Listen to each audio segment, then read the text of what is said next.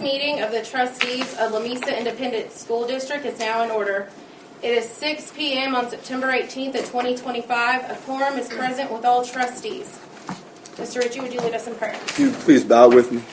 Dear Lord, just thank you for everyone in this room. Thank you for the Lamesa community, the Lamesa Independent School District, all of the students in this room, the board members, the leaders, the parents, and just this is a small sample of the awesome people that Lamesa has to offer. So just bless everybody that's here. Bless them on their way home. Bless our entire district, all of our staff, all of our students, and all of our community. And just in your name we pray. Amen. Has anyone signed up to speak? No, ma'am.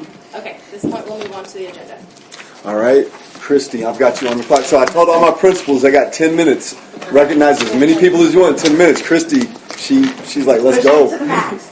So all of our all-star team members, if y'all will come up here, our North kiddos, come on up. You're being recognized tonight. Yeah.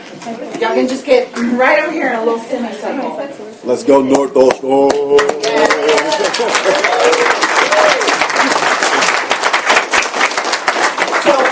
For this year was to reach for your goals, and that's a basketball theme. And so each teacher selected their all-star team. So we're just going to give a little snippet for what each of their team, who they selected, who selected them, and then what they said. And then they're going to get a certificate and just a couple of things to celebrate them. So first is from Miss Aguirre's class, Zeke Hernandez. Let's go, Zeke. Zeke is always excited to learn. He has the best attitude, works hard, and is always willing to go above and beyond for his class. From Miss Benson's class, we have Isaiah Santos. Isaiah constantly demonstrates a positive attitude and strong leadership in the classroom. She faces challenges with determination, shows respect to everyone, and is always willing to put others first, making her a true all-star. From Miss Casillas' class, Alan Morales. Otherwise known as Johnny. Johnny is always willing to help others when asked. He's always excelling at all expectations and focused on completing his work. From Miss Crutcher's class, Michael Morales. Michael is a leader. He is always on task and encouraging others to do their best. He is thoughtful and caring towards his teachers and classmates. His effort goes above and beyond. We are missing one, but we will celebrate her anyway. Lucinda Garola. Lucinda's been chosen as our classroom all-star for showing determination in her learning, staying focused during lessons, and always striving to improve. Her effort shows what it means to shoot for your goals. That's from Miss Park's class. For our fourth grade all-stars from Miss Brackstone's class, we have Romeo Martinez. Romeo is a great friend and hardworking student. He strives to do his best every day and is kind to everyone. He's an all-star student. From Miss Cardin's class, Chloe Lozano. Is a hardworking student who gets things done and works really well with others. She's great at coming up with smart ideas, solving problems, and helping the team stay on track. And Ms. Cardin is proud of her and excited to see all she will accomplish. From Mrs. Guerra's class, Andrew Baltazar. Andrew has an upstanding character. He's extremely respectful and hardworking. Kindness is at the heart of Andrew's character. He offers encouragement to peers, shows empathies to those who need, and treats everyone with fairness and dignity. Andrew is an amazing example of an all-star student.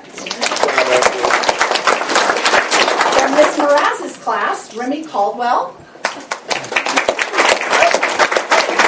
Remy is a great example of an all-star student. He is determined. Remy is determined for success in everything he does. He also has great relationships with his peers. He's very respectful to all adults and students all over campus, and his hard work does not go unnoticed in every class. In Miss Rose's class, Lizette Lozoya. Lizette is such a shining example of what it means to be a leader in fourth grade. She consistently comes to school ready to learn, works hard every single day, and always chooses kindness and responsibility. This is my favorite part. I often tell my students, if you don't know what to do what Lizette does. She sets the standard for excellence, and we're so proud to honor her. And for our 5th grade All-Stars from Miss Acosta's class, Braxton Rodriguez. Braxton is an all-star student in my class. He exemplifies hard work and dedication. He's prepared before class even begins and takes pride in the work he turns in. Being respectful to not only me as his teacher, but to his peers is what makes him stand out. I'm proud to be his teacher. Miss Barron's class, Bryson Contreras. Bryson demonstrates strong work ethic and approaches tasks with determination. He establishes positive relationships with peers, contributes in class, and responds to questions with confidence. From Mr. Downer's class, Quinn Hatchett. He says, I'm in a very lucky position where I have too many good choices for my All-Star, but Quinn stands out for several reasons. She's always not just willing, but excited to help around the classroom, actively involved and engaged in every lesson, and sets the standard for what class participation should look like. She's a self-proclaimed math nerd, and while she is naturally gifted in math, her hard work and fearless approach to the most challenging questions I have to offer is what impresses me the most. She's not only afraid, she is not only afraid of challenges, she seeks them out. Good job, Queen. From Miss Fording's class, Armani Contreras. Armani is a very hard worker and doesn't finish anything until it's done right. He is kind to everyone and is such a genuine friend to his peers. I'm proud of his respect and integrity every single day. And for Mr. Ortiz's class, Aubrey Lozano. He says his choice for All-Star selection was a tough one. I have many students who stand out, but Aubrey is the prototype for the perfect student. She's very respectable, follows all directions, and is a brilliant math student. I wish for Aubrey to get past her shyness and show the world just how smart she really is. Let's give them all another round of applause.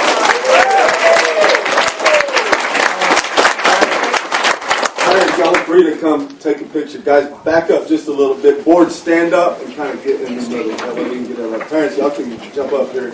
Mary Elizabeth, you're on the clock. You better get clicking. All right, on 3. 1, 2, 3. I'll be right.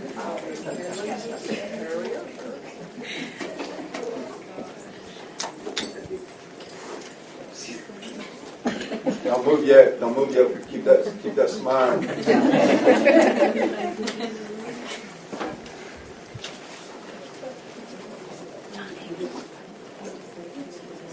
All right. Thank you for waiting. Do I get to deduct this from my time? Yeah, you're off. I'm off now? You're good. Well, I still have one No, more. it's about to come back on. Oh, okay, It's like a commercial break. Hey, are these guys about to sit down? Yes. Before y'all do, guys, turn around and say hello to the board so they can see y'all's often smiles. Give them one more hand. Thank you, guys. Thank y'all. Y'all can all sit down now. Parents, don't leave yet. In a minute, y'all get to. Not yet. I got to recognize our staff, too. Yes. So, 5th grade, if y'all want to come on up. So I'm just going to, there's a million reasons to brag on our students and our staff, and this was also not an easy decision.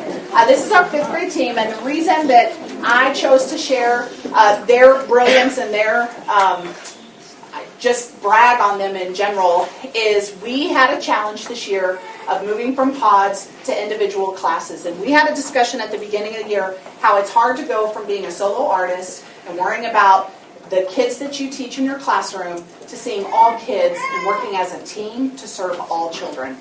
And just recently, this group did a fantastic job of looking at one of their standards, and our math teachers got with the English teachers and got with the science teachers and said, hey, when you have them and you're working on anything with math in our win time, work on this thing.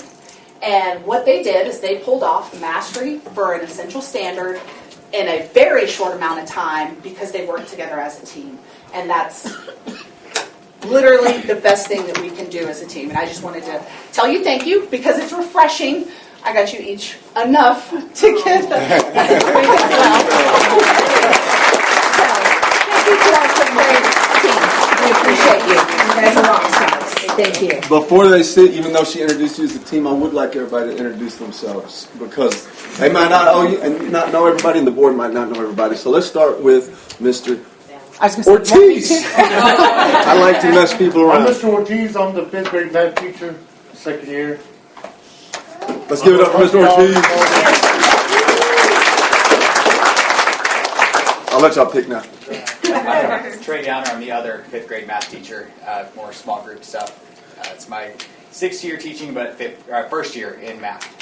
So last summer, Mr. Downer was one of the ones that made a move for us. He's always excelled in English language arts, and we needed some stronger teachers in math, and he volunteered, and he is killing it. So thank you, Trey. I'm Christy Barron. It's my 13th year teaching, and what else did I say? I teach science. Good job, Christy. Good job,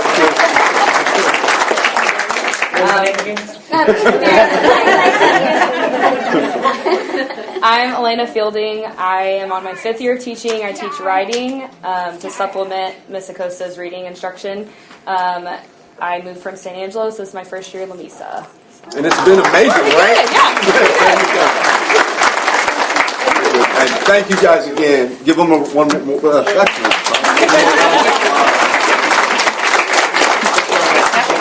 Let me check the time. 12 minutes total. There you go. Good job. Guys, you have like 30 seconds to flee. And if you're still here in those 30 seconds, you're going to be here for a couple hours. So thank y'all for coming. Give you kids one more round of applause. Thank y'all. Thank y'all.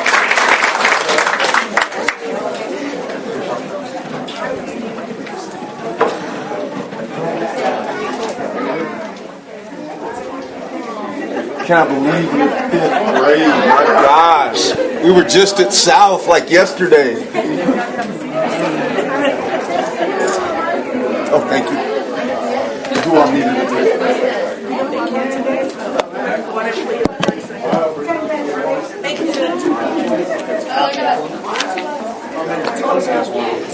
Yeah, I can take one.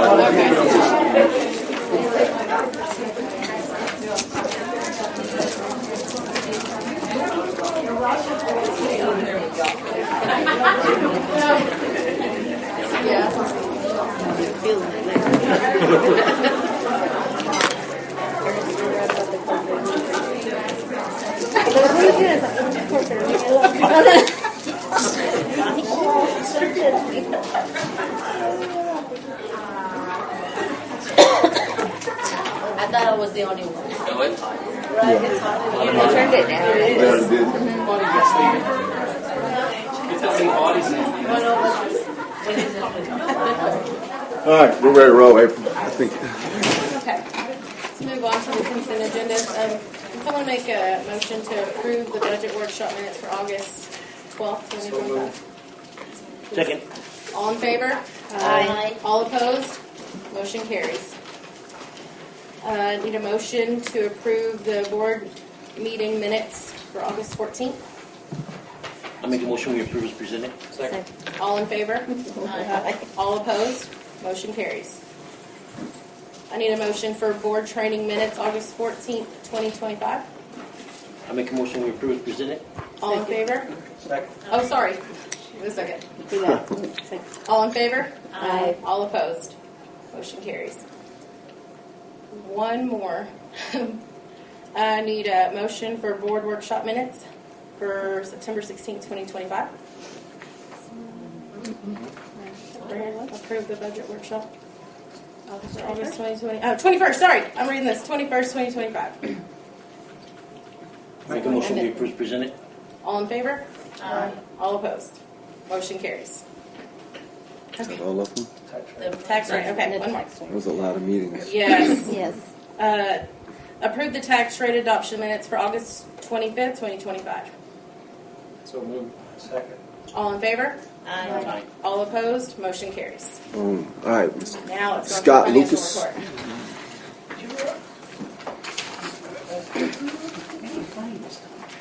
report.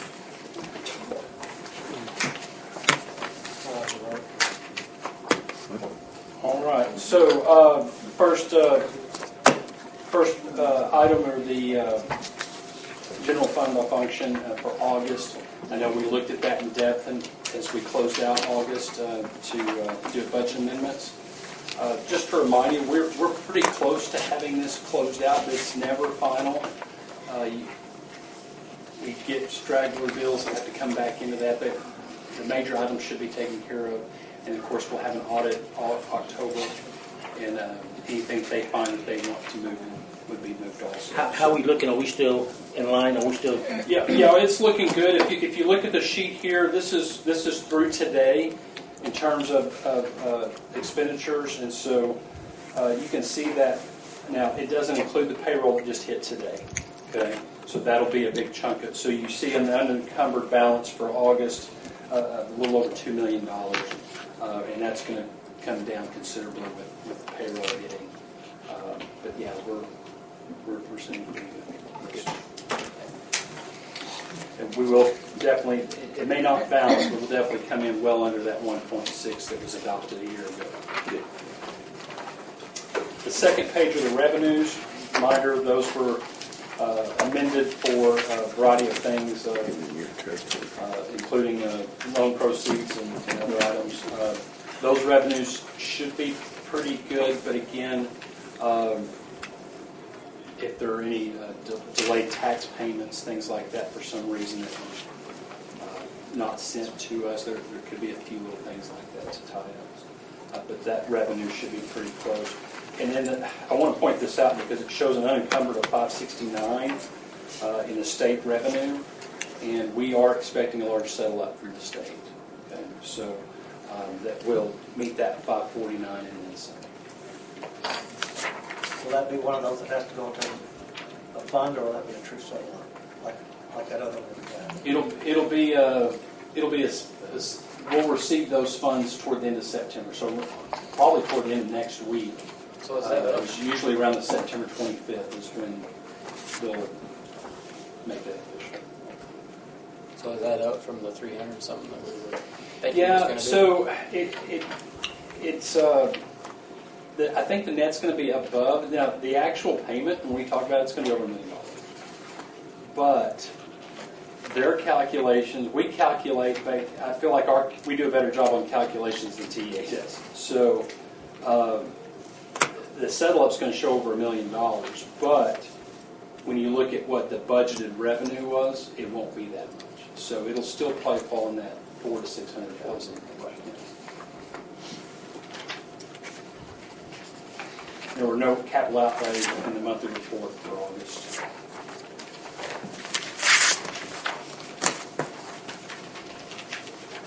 If you don't have any questions over August, I'll take you to your check registry.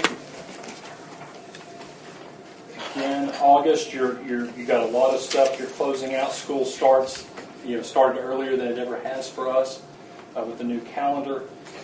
So you've got things going on. You've got some. Most of it's still falling in September, just the way it's invoiced out. But you do have some of those annual licenses, subscriptions, and things that you're going to appear in your check registry for August. There's. To take you through things that caught my eye, Mr. Ritchie's eye as well. So page 2, the Apple adapters and charging cables, a little over $14,000. And so your middle school and high school students are able to take those devices home. Things get blocked off, dogs chew on them, all the kinds of things. And so before Mr. Sellers left, he did a batch order and ordered a substantial amount of adapters and cables, including enough extras so that we do have a few in hand. The flip side of this is middle school was fantastic and high school was pretty good at it. It kind of offsets because the kids that lose them pay for them. And so that's not going to be reflected here. But Darla and Dorinda were over here, and they're pretty sure we collected almost exactly what we spent. So it kind of evens out once it's all said and done. You just don't see that in here.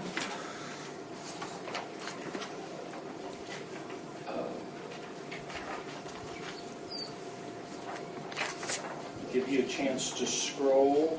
On page 4, Uh-huh. like game 1, quote for football, is that something just, is that going to be every game, or is that just No, the no, no. initial? No, that's supply. Yeah. that Okay, would that's be- just for the yes. season? Yeah. Okay. Yeah. You look at that 6821? Yes. Okay, yes, ma'am. Yeah, no, so you get, and you'll see some things like with volleyball and other cross country as well, your equipment's front loaded on the front end, and then you're filling in during the season. Typically, that first one's going to be all your workout stuff, any cleats you had to buy, any helmets you had to replace, and things like that. And then page 5, the Edgenuity, I know that's probably, that's the Credit year, recovery. right? Yes, Do we have that's a do we renewal. have a lot doing that? Still do that? Oh yeah, We do? yeah. Okay. So that was one of the ones I was going to point out to you because Okay, that's sorry. as I mentioned, not all most of the renewals will be in September, Mm-hmm. but if it's a renewal or a new subscription, most of those will be in September. While we're on page 5, I do want to point this out to you. So you see the Konica copier lease checks there. And then if you'll look down toward the bottom of the page, you'll start seeing Tascosa Office that actually carries over into page 6. So just a reminder for you, I know y'all, this isn't new for y'all, it's new for me this year, but we do when you do a closeout, whether in this case we changed contracts, right? So you've exhausted your lease, but your final deal includes all the overage, which I know you guys have asked questions about before. I think the first meeting I ever came to, there were questions about the copier cost, and so if you look at those items listed for Tascosa on page 5, where they say quarterly base rate, that's not actually the lease, that is the overage to close out the year. And you do that every year. In this case, it happens to be the end of the year and the end of the contract with them. And so those total up to $40,200. Which is one of the reasons we traded to a different company, because the overages for the Konica, the way that they bill us, there's not going to be near as much extra stuff on it. Most everything is included now in the actual contract. And it's difficult to budget for your overage. And so if you go back and look at that line item over the last several years, we're missing it because you're looking at what happened last year and you're trying to make a guess on and where you want people to be and where they need to be. So it's stressful on your teachers, it's stressful on your principal, it's stressful on your staff. Yeah. Because they're being told this many copies, this much toner. And we've really tried to get away from that. I've seen it.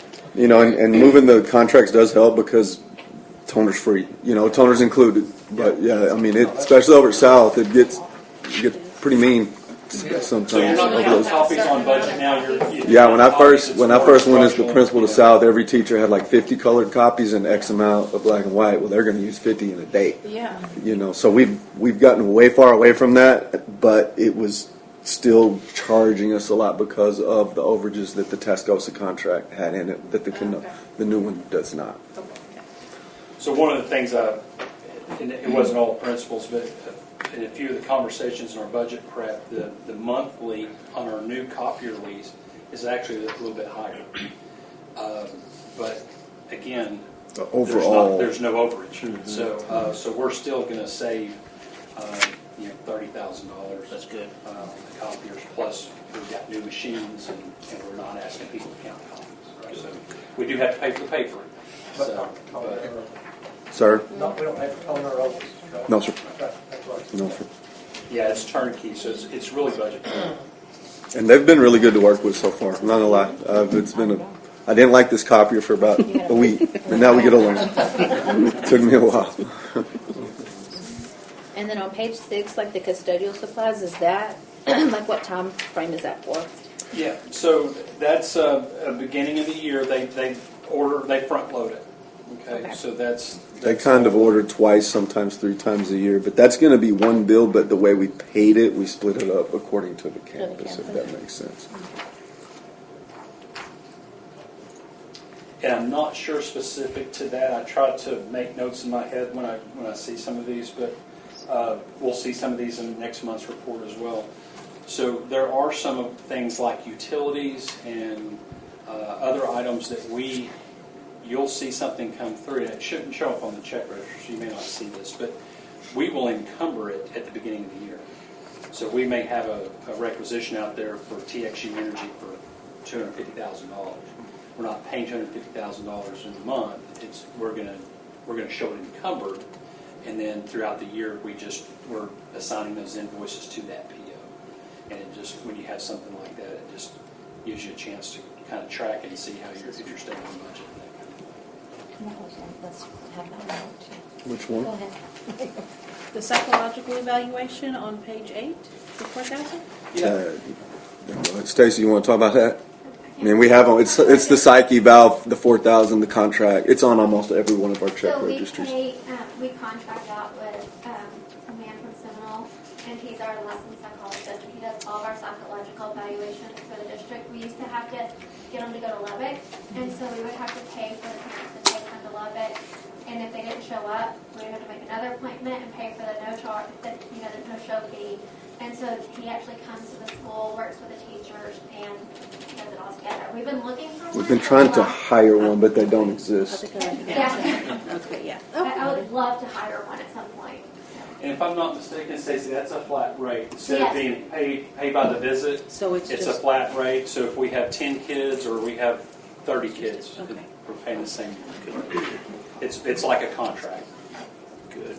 And then I'm going to point out on page 7, just because of the vendor, and when we talked about copies, and Tascosa office machine shows up again on page 7. That's different. That's we do a big bulk paper order For all, the school, for the for whole all district. campuses and central office. So we look at what is currently in stock, and then we ask them to make adjustments on what they think the usage will be, and then we do that. what was that auto property damage? 4,000 on page 7? Yeah, so 821, that's going to be our, I'm guessing that's our deductible. Stacy back into something. Ms. Gonzalez, we'll figure out what that one is, and I'll email everybody. I can double check. We did have an incident in August, so that pretty good guess that they don't take the deductible out of the payee, right? So that they pay the full claim for, if it was our fault, they pay the full claim, and then we get billed for the deductible. And the other things are pretty standard fare. If you have any questions, I'll do my best to answer them. Oh, let me point out, just again, because it's a large amount, but page 9 at the very bottom of page 9 on page 10, August and February are 2 months that you make your bond payments. Okay, February is an interest-only payment. It's the smaller of the two, which is good because the state tends to kind of backload your payments.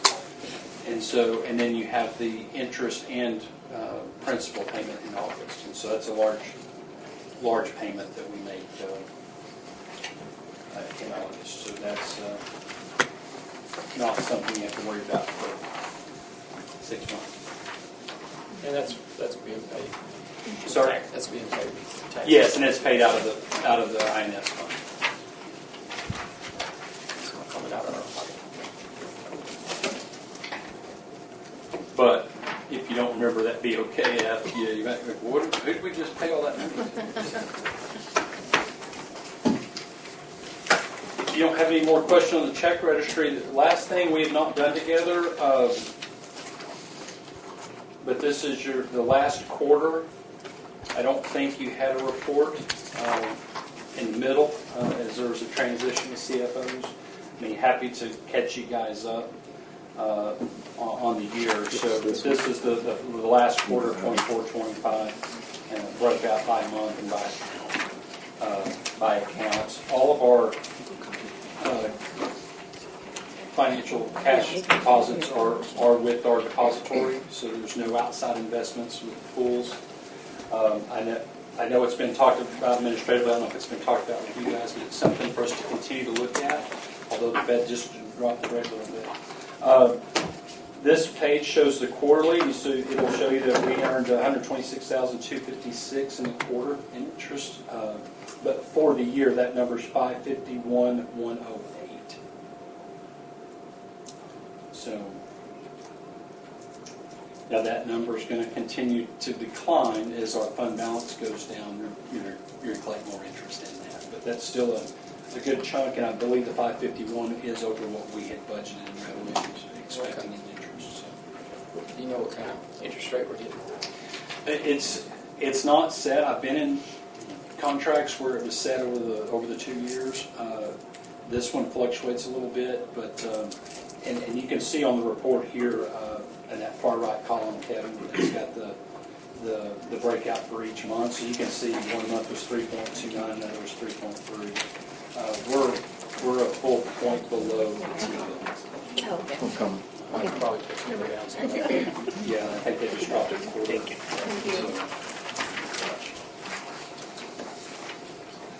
I was missing.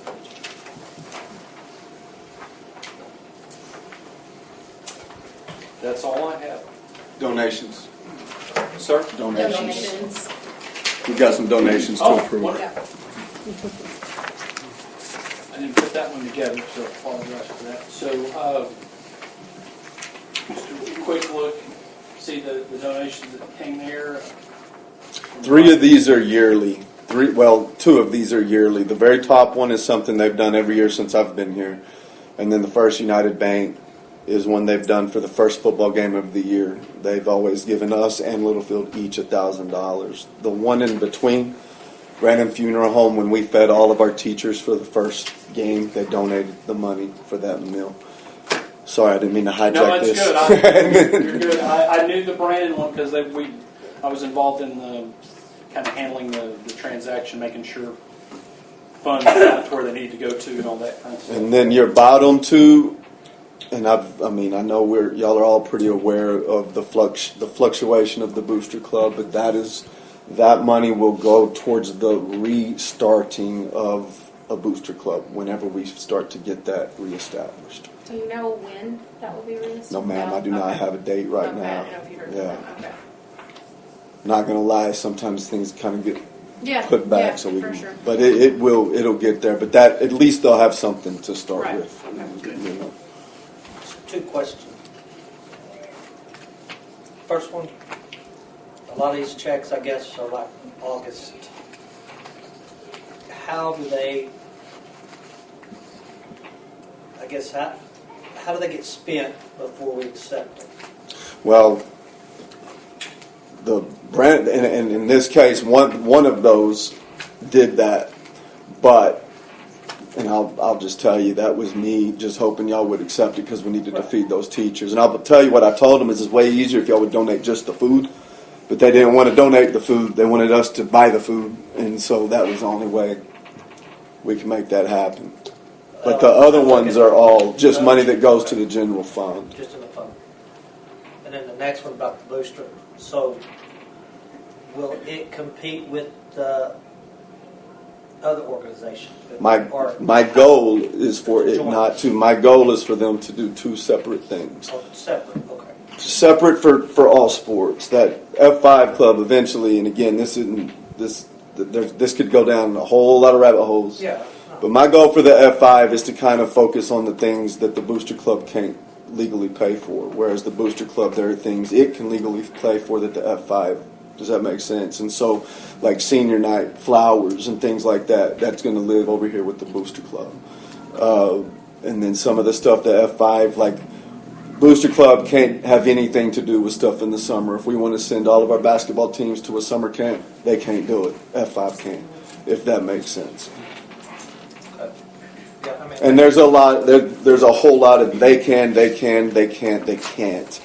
But that's the goal, is for them to kind of work together, not compete, to balance everything that our kids get to do or we can give our kids, and just try to make sure the right people are paying for the right stuff. Okay.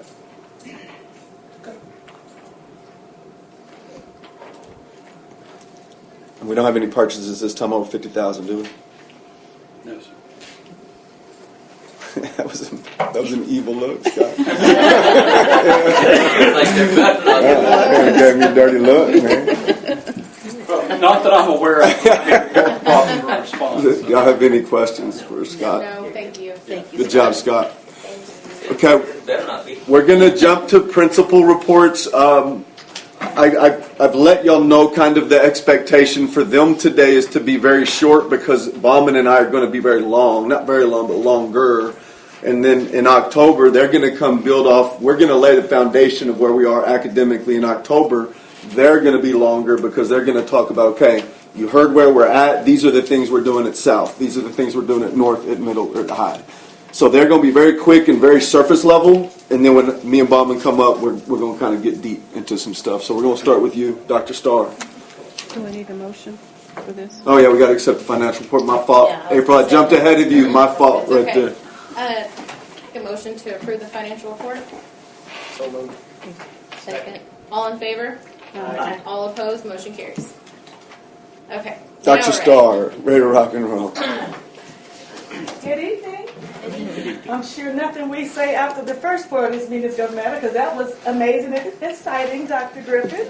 So I can't wait till it's our turn in the spring to present our students and stuff. But today we're supposed to talk briefly about attendance and our student numbers.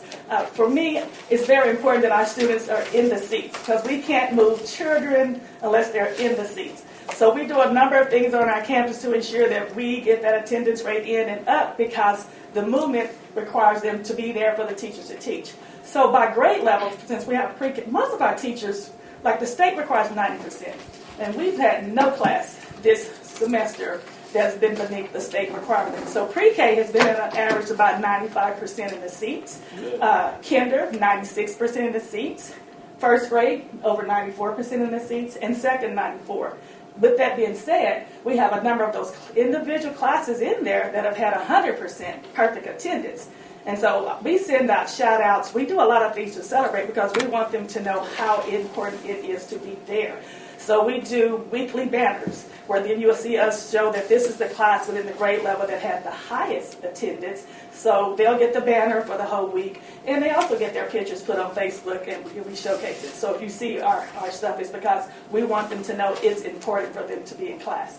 We do shout outs to the parent square because I want our parents to know how important it is for you to have your kid here. So I'm hoping that it peer pressures them into knowing everybody needs to be in school 100% of the time. So if I keep showcasing a particular class, that means it became competitive. And I noticed the numbers over the weeks of the competitiveness because everybody wants their name. Like this was the class that had 100%, or this was the class that they stole the banner from this class. So we do that shout out as well. We also do, like when I send staff emails, like I'll put a big old thing at the bottom, the class with the best attendance, because we want them to know the importance of being in the class, because all the things that we're going to talk about in October requires them to be in that seat from August to May. So to move them forward, and we're going to talk a lot about that in October. But we also have 379 kids. That's where we are right now. And I'm sure, enrollment will fluctuate, but we're looking forward to it doing so because we have great things happening at South Elementary.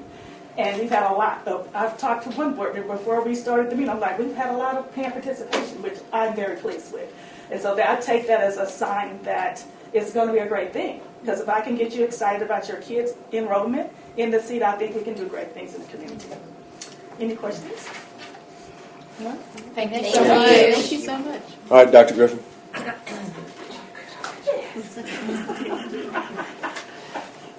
I'll make this one even shorter and sweeter because you've already kind of heard from me. You can tell we've got a lot of good things going on. So our attendance rates right now are looking really good as well. Surprisingly, and I say surprisingly because at the beginning of last year we had a lot of illness. And so when we started this year, we thought, hey, 4 days, they all get sick on Friday. By the way, that doesn't work. But our third grade attendance rate is hovering right around 97.87%. Our fourth grade is at 97.98%. And our fifth graders, as you know, as children get older, they get a little harder to get to school, is at 95.83 for an overall attendance rate of 97.23. So we're really coming on strong. And then our enrollment right now is at 293. Some of our classes, one of our largest classes moved on, so we have some smaller classes. We've had a few go and more come. So steady enrollment, and we're having a great time going. And that's it. Thank you. All right, Ms. Jasper.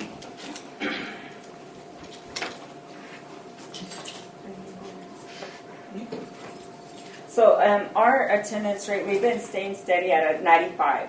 So like our 6th grade was 95.32, 7th grade was 95.04, and 95.27. And you saw on Facebook we won like this time, so we're really proud of that. And we do have a challenge going on at our school. It's a grade level challenge. Our kids, they want more than pictures and stuff. So we're doing like a challenge with the grade level. If we have, whatever grade level has the best attendance, but they have to be there. So if the students are absent, they're not going to get to participate.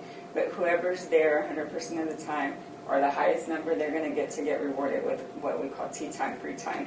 And so we'll just do something fun during that time, give them like a treat. But the teachers are also in the challenge too. So the teacher who has the best attendance is going to win a free time too, where they plan, I'll take over their class and I'll get them a tea to go because it's going to be during tea time. So it's something little, but time is valuable, and so I think that's sometimes the best gift you can give. So our enrollment, we were really low, but we're starting to pick back up. And on this, I want to say we're going to have a family come in. They're coming from North Carolina. They should be here next week to enroll. But they came and toured the school and everything. I'm really excited. This little girl's really bright and athletic, and she's going to be good. But our 6th grade, we have 93 students, 7th, 117, and 8th grade, we're up with 121, so we have a total of 331. And then I want to talk about our discipline because, like, Danny and I were talking about it a little bit. We were kind of interested to see, like, the difference from last year, and so It's massive. I went and pulled reports from last year, and I had to do some digging, you know. But last year, our total, just from the beginning of the year up until the 17th, we had 212 discipline placements, whether it was O-Room, ISS, whatever. This year, we're down to 63 in the same That's amount more of than, time. yeah, So that's great. it's a significant change, and I'm really proud of that. You know, and our kids, it's like every day I'm like, okay, today's going to be the day that the big thing happens, and we haven't had a big thing, you know, and the kids are amazing. They're so good. They're so respectful. They're excited to be at school. You see so much talking going on. I mean, they really are. Just the interaction and vibe there, it's different, and it's all great. What changed? What do you think? I can tell you what changed. I'll let you tell them, and then I'll tell you what changed. I just think the environment and consistency. I mean, I really Pat yourself on the back. You're right. Cell phones also changed. And the cell phones, that was our big discipline issue because we started off the first week of school with a huge cell phone bullying issue. But last year. This year, I mean, it's been like the most minute, stupid things. You know, it really is like a kid that won't quit throwing paper or like tearing up the lunchroom a little bit or something. But now, I mean, you also looked at how you need to do things. So like the other day, they left the lunchroom dirty. Guess what? I went and got all the football boys and we cleaned the cafeteria. And we talked about that. So, and, you know, it's just little things because we got to lead by example, too. And we got to show them we do it. We get in the dirt, too, with them. And so, I don't know. I think, too, they know. I feel like they know they're loved, too. And that's a big thing. You know, we have a good staff and we do love our kids, and I want them to walk out of our building knowing that. Well, we're doing something right because my kid has not done it. He has not done it. We had conversations, right? You just got to talk to the kids, and you know where they're at, and we learn and go from there. You know, we all got to learn. So, Yeah. thank y'all. Thank y'all. Keep up the good work. I do want to thank the attendants. I thought I woke him up this morning, but I don't think I did. But I shot it. Which I appreciate. So I don't get a ton of great texts. It was nice. That's awesome. I mean, because we talked about 95 and above, 95 and above. I don't think everybody understood I never understood the funding or how far it was when you average that. And teachers About don't. 150,000 per percentage point. That's what I'm saying. We can get from 91 to 95. That's over $500,000. It's been great. They've all done amazing work Well, focusing depends on. on- It's just roughly about Yeah. 150K per percentage point. We're It could be more. we're pleased. It just depends on how the kids are funded, but on average, about We'll hit that point in the fall where kids start getting sick. Y'all know it's coming. Where Yeah. the streps and the flus and colds start coming. But I mean, I do think we're off to a better start than we have been. I'm going to get all of the other stuff out of the way before Bauman and I start. First one, House Bill 8 was signed. Yes, House Bill 8 was signed into law yesterday.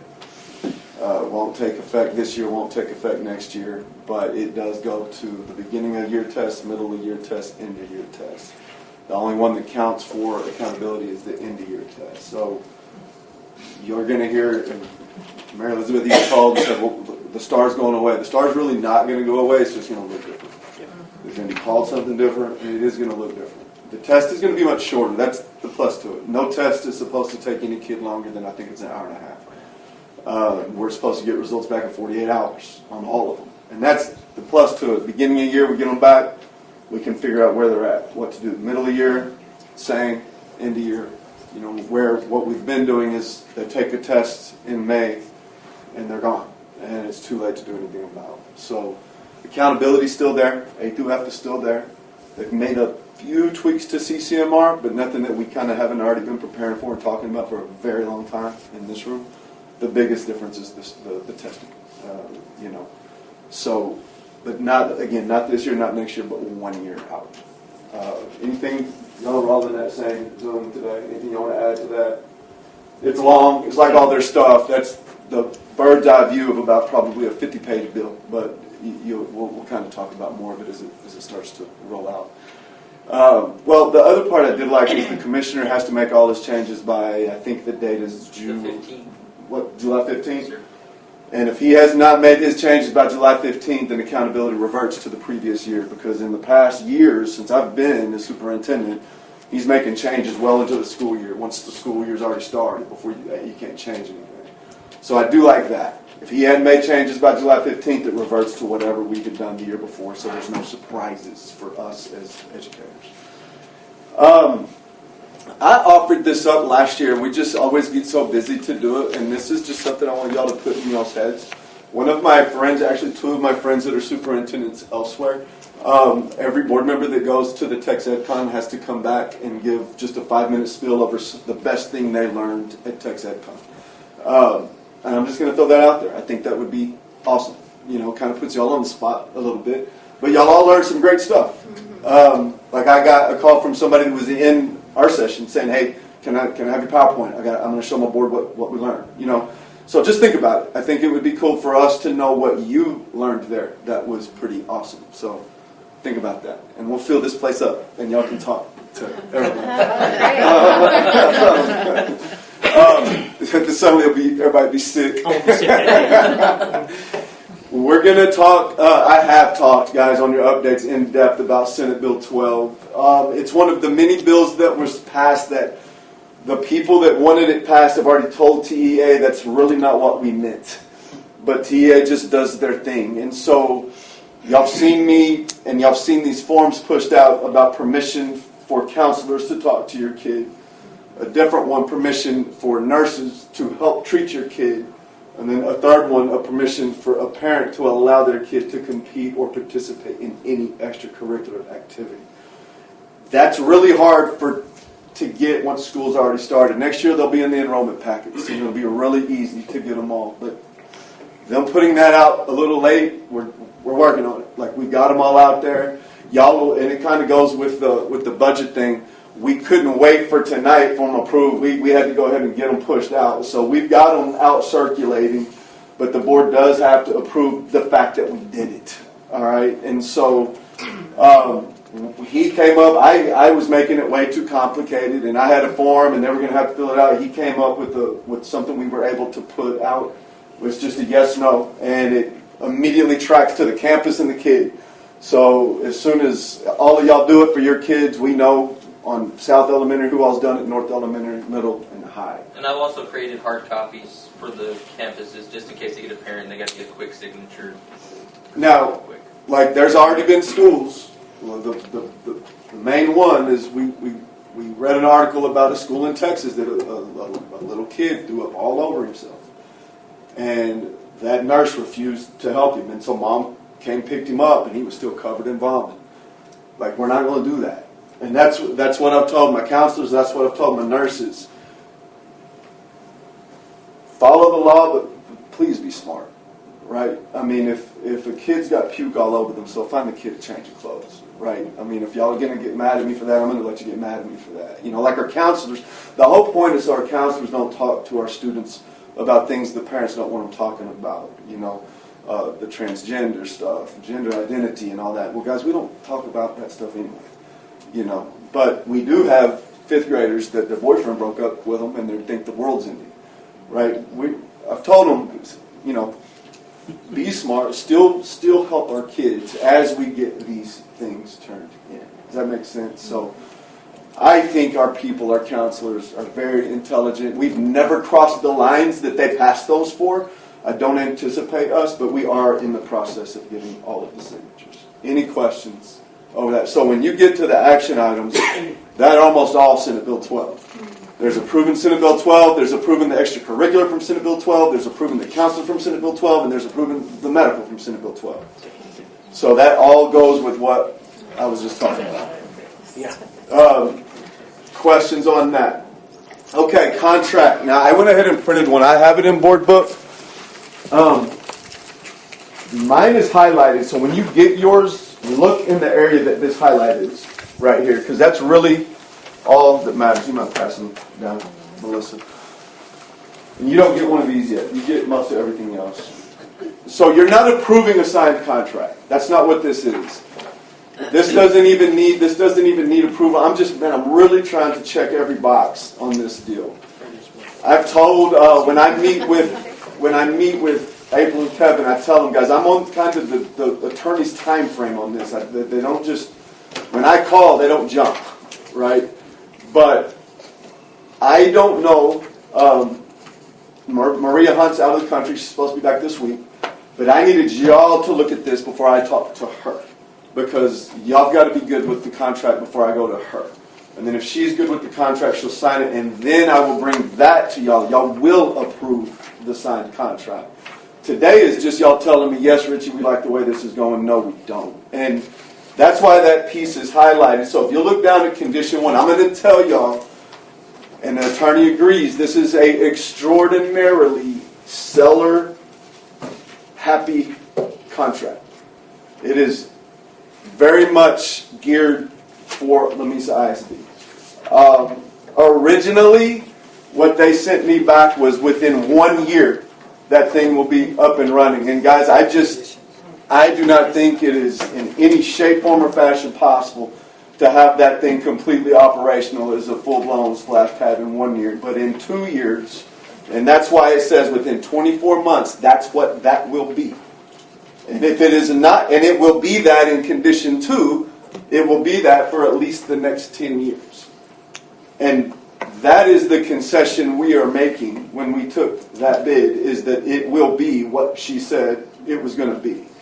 And she could easily not sign this, and that's her prerogative at that point, right? But this, to me, and you know, Mr. Mann and I have talked about it, April and I have talked about it, we've talked about it in our meetings. This is saying, we chose you because of what you're going to do for the community.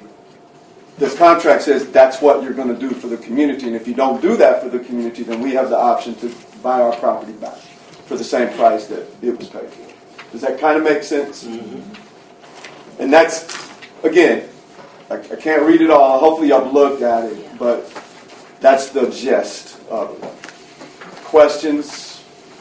Again, you don't have to approve this, but if y'all want to take the hard copy and read it, y'all can shoot me an email and say, okay, or shoot it to the board and say, hey, what about this part, this part, this part? Because I am not setting up my meeting with her until this meeting's over with, so sometime next week. Okay. Last thing, and this was not on the agenda, but I decided to add it. I wanted y'all to see our new shields and our breaching pools. Okay. So, Roach is going to act like he's stronger than he is. That thing is not light. And this one we're sending back because you can see it's already cracked, but I still wanted to show them the back. So it is meant to protect vital organs. It's supposed to put here so you can protect heart and brain. Now, also guys, and that's what earlier Stacy was like, what am I supposed to do with this? I'm like, the special ed director's not supposed to do anything with this. Right? The point of Uvalde was when the police showed up, no one had a shield, no one had a breaching tool. They're not putting these on campuses for us to go bombard the shooter. They're putting this on campuses so when the SROs or the law enforcement show up, if they don't have stuff, it's already here ready to rock and roll. So you can kind of talk about that shield, and I'll go get the breaching tools. Yeah, it's like you told it, and it's kind of heavy. And I'm supposed to put my hand through here, grab here, and bring it up for protection. So, being it's kind of heavy, so I put it over here. What me and the guys have been talking about and doing is that if we ever have to use it and have to go in, we're going to have a lead guy. He's going to be the only one that's going to be using this, and this is going to be going to have to be carrying it. So this is what y'all are going to, God forbid ever something happen, y'all are going to. If we have to That is charge all the door, shield. charge the door. Yes, ma'am. It We're was going to have this tested, here. and you can tell them all the stuff that they said it was tested, but it was It- AK-47s, and I mean it's no different than the film. It's meant to slow things down. Slow things down, and this one can take up to a 308. How would you see through it? There's- You're going through a door, so you're just hoping. I'm just Okay. Protecting yes, the vital organs that we're we're getting Except ballistic the head. helmets. Okay. So this guy here is going to have to say, okay, Exactly, yep. you guys behind me, so Just Boom, shoot ready. right here. Yeah, Don't just- shoot and over it's there. 1 to 10, if you took a survey of your officers, or all the officers in the county or in the state, how confident are you in that thing, of using it? What would the survey say? 1 to 10. One, I think I could use it and it'd work, or wouldn't work, or 10, it's the greatest invention on earth. Well, it ain't gonna be a 10. And God Well, forbid, He's God not forbid, he's you gonna gotta have see to where have you're going. faith. Like that's the tool I want to go into Uvalde with right there. Yes. I would not. I mean, how would you? But that's yes. not what it's for. You are hoping that the PD are bringing their own. Because I know right? I know the troop that went in first and the border patrol are off duty. Right. I mean, I think they would have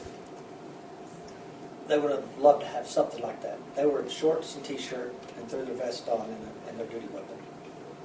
They weren't on duty, so that was the big debacle. yes. But if you're on duty, that is not. But I think that's the point. This Right. isn't for you if you're on duty. But they're going to be I our don't first. like They're to going have to a be our cycle first and people you have to in stick it on. out. This So is you would have you are going to be this the is closest literally, one to in my opinion, last resort. Oh. I got to put something between me and that gun. Where are they going to be located at? All the offices. How So many it's do we actually a dry erase board, Ernest. Huh? Well, that's what it Like looked like. it's got a mount.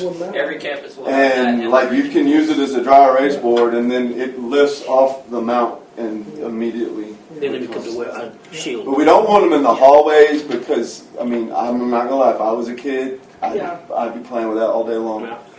We wanted them in the offices. We wanted them in a place people could get to them though. So we put them in the principal's office, except for Dr. Stars. We put it in the hallway outside of hers. Where y'all putting? Mine's in that little room right behind Jen, so you know where Are the all of secretaries. them that heavy? Oh, They're just don't try it. Hey, Yeah, but it's just I gonna don't be want four- to, I it's can just gonna be tell. 4 of You them. have to. Just 4. Try it. I mean, I hope they didn't. I mean, I hope they didn't break the bank. Yeah. They did. I think if you were a last resort Oh, and you needed yeah. something to throw at them, or at least get you in. Like But it's better than nothing. It's not. But like, It's is that fillable, the right? only That's what I'm saying. option out It's there? Like it ain't no better than joke. nothing. Who wrote this? Is this the only? I'm not gonna lie. I remember the first time I showed Roaches, Stacy dropped it. he thought it was gonna be light. I mean, you can't protect your head. What else is You can't Stacy? You almost hold it like this, too. Is this? Hold it like this because he If you're just running, if you know where you're going, just You want, and it's supposed to be in our principals too? Each week, every Have campus. y'all taped it up? Laura's trained me how to use it. And that's the thing. We have to pretend. We're training our SROs to train our on how to use it. I saved my life. So while y'all were looking at the shield, the other part, when Chief went for the breaching tools, what they told him is they said get a 20-pound sledgehammer and a crowbar. You can get any door. And so he is training our SROs on how to breach doors with this. But that's what this is. 20 pounds. Every campus. So now every campus has this, and that. And they're all located in the same place? Yes. These will stay in the SRO's office. Those will be mounted in the office. Yes. Y'all need to fill this. Don't let it go. Dan, come back over here with There you go, Mary Elizabeth. Dan, Come this way. Oh yeah, I need y'all to get. Okay. Tad, you didn't know you was coming to see sledgehammers and shit. Yes, ma'am, I got you. Absolutely. That'll be my first guardian. So you would turn it long ways, Cindy. Oh, I can't. That's how I throw it out. These, oh my God. That's what we got for, in case we have to breach a door. We got this hammer here and just a regular crowbar in case we have to breach a door and break it on in. Smile, Rochester, for your picture. So, so this is what we got. So Ortego gets to too. Ortego gets to use that. He's gonna go. And throw it at his head. All in one swing. And here's, because my guess is, we think, first off, if you get shot with that shield, it is going to knock you down. Right? I mean, it's still going to knock you down. But if we're interested in getting something bigger, I think that's fine, but we needed to get equipped to meet the legislator stuff. And so, I would think if we got a bigger one, that would stay locked up in their offices. That is what would be immediately. Because again, we're not saying, hey, I hear shots, I'm going to go attack with that. We're saying, hey, they're coming in here, I got to find something to put between I would me and folks. like maybe eventually, I'm not saying turn around, but maybe in the future to look for something that has like a window in the front, like for y'all guys. Which y'all have Just, some. we were looking at what Ron is talking about, the shield. It's like, what it looks like a backpack. Okay. Looks like a backpack. So when you have to use it, boom, it deploys, boom, it opens up. Okay. Boom, it opens up. And also in that backpack, it has a hammer and a tool. Okay. It's not that big. It goes into the backpack. And we have to rush a building, just throw that backpack on and go. Boom. And it opens up in case we have to breach it. And it What covers. about those things that when you see on TV where they have those riots, they have Those big shields with the clear part at the top. where you can see. I mean, we've looked at everything. But it's expensive. I'm not, guys, again, this is a mandate with zero funding. Right. I mean, and that's why, we wanted to check the box first, but I'm not opposed to, getting as much as we can. Right. And they're as heavy as that. They're just as heavy or heavier.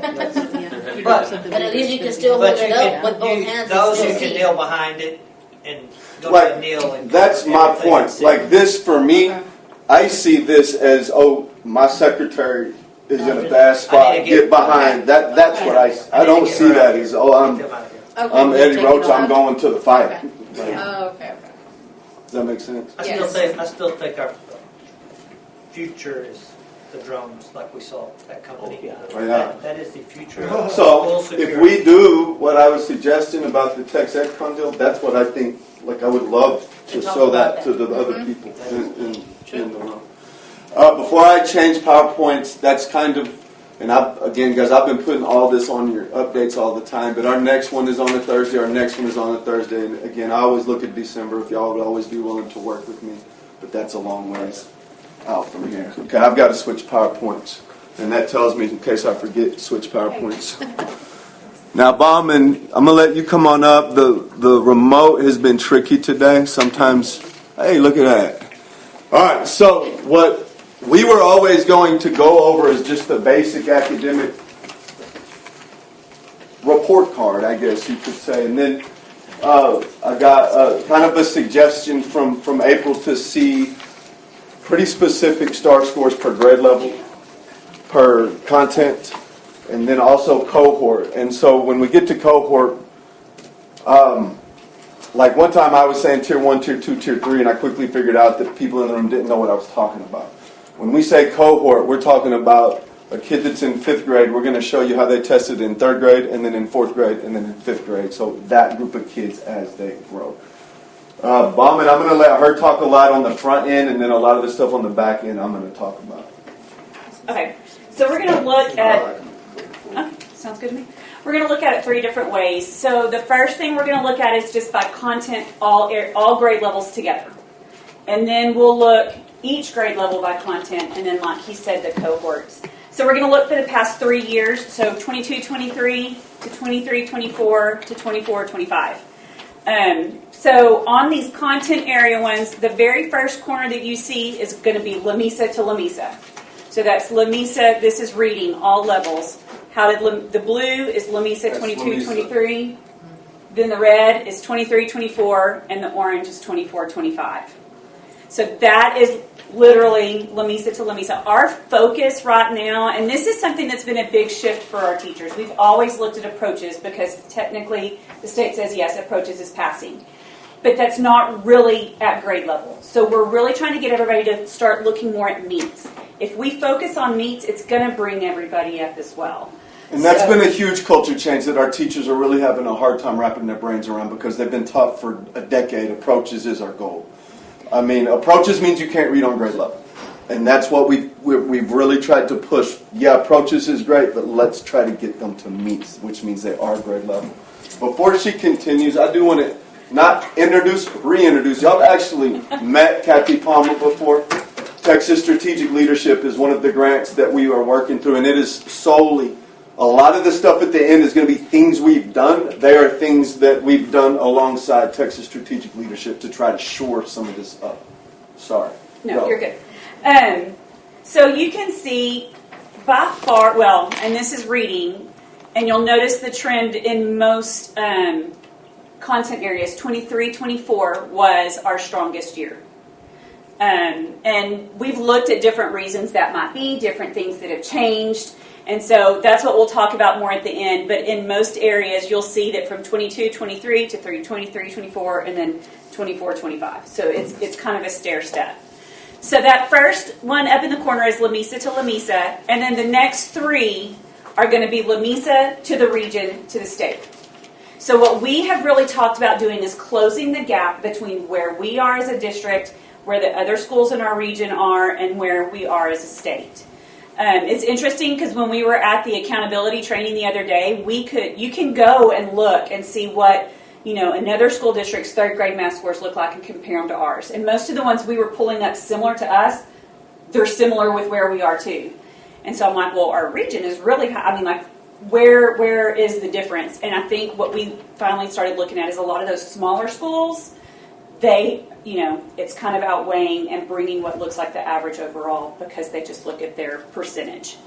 On the 24-25, you're going to notice that there isn't a Region 1 on there, and it's because the Region All score has not been released yet. So that will come out, usually December-ish is when we get our taper, and so that's when the region will have it released. We know certain areas, we might know grade levels, stuff like that, but not their overall, so when they put them all together.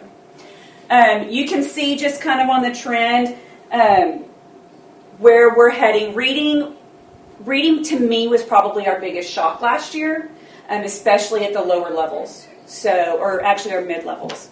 But 23-24 was our highest on reading. Can I ask also, guys, that y'all kind of write questions as we go, because my guess is you're going to ask questions early that I'm probably going to answer at the end of the slides. That way, write them as you go, and that way if I answer them, we go ahead and roll through them. So since that was in all levels, that is average for 3rd grade through English 2. Go ahead and go to math. This is 3rd grade through Algebra 1. This is the one that for 24-25 can be misleading in some areas because of the advanced math changes that we had at middle school. So once again, that top corner, you'll see Lamesa to Lamesa. Our approaches, you will see, is kind of on a downward trend. But our masters, we came back up this year. And we like to see our higher levels grow. We've just got to get more people there. The 23-24 school year is the first year we implemented Eureka. So that's the red bar. That's the 23-24 over there. Red bar in the top. So, and then 24-25, our gap between the state pretty much stayed. No, I wrote that in the wrong spot. Sorry, I don't know what I was writing right there. So our gap from 22-23 to 23-24, that's what it was, pretty much stayed the same. Unfortunately, our gap in 24-25 did drop some, and some of that had to do with what we saw. You'll see that happen and explained in our middle school scores. It shuffled some kids around and put them in different areas because of that advanced track. I think you explain it now and then, because when you say shuffle around, that's... So what you'll see when we get to 7th grade math, the 7th graders from last year, all of your top kids got pulled out of that. And went to 8th grade. They went and took 8th grade start. They did not take 7th because they were on the advanced track. So when you look at 8th grade scores, that includes a good chunk of 7th grade as well. So when you take your highest performers out, you're automatically going to have a drop. But then we know that we had some issues there to begin with, so it just makes it look even bigger. This year, so that's going to happen from now on because we brought Algebra 1 back to middle school. So we have 8th graders now that will be counting in the Algebra 1 starting this school year. That's one of the things the state has really pushed, being able to get more advanced math. And what they were realizing is you weren't getting to go as far if you didn't start at middle school, which we used to do that. We used to do Algebra 1 in middle school, but when they used to do growth the way they did, it was really hurting us. It's not as detrimental anymore, I guess you could say.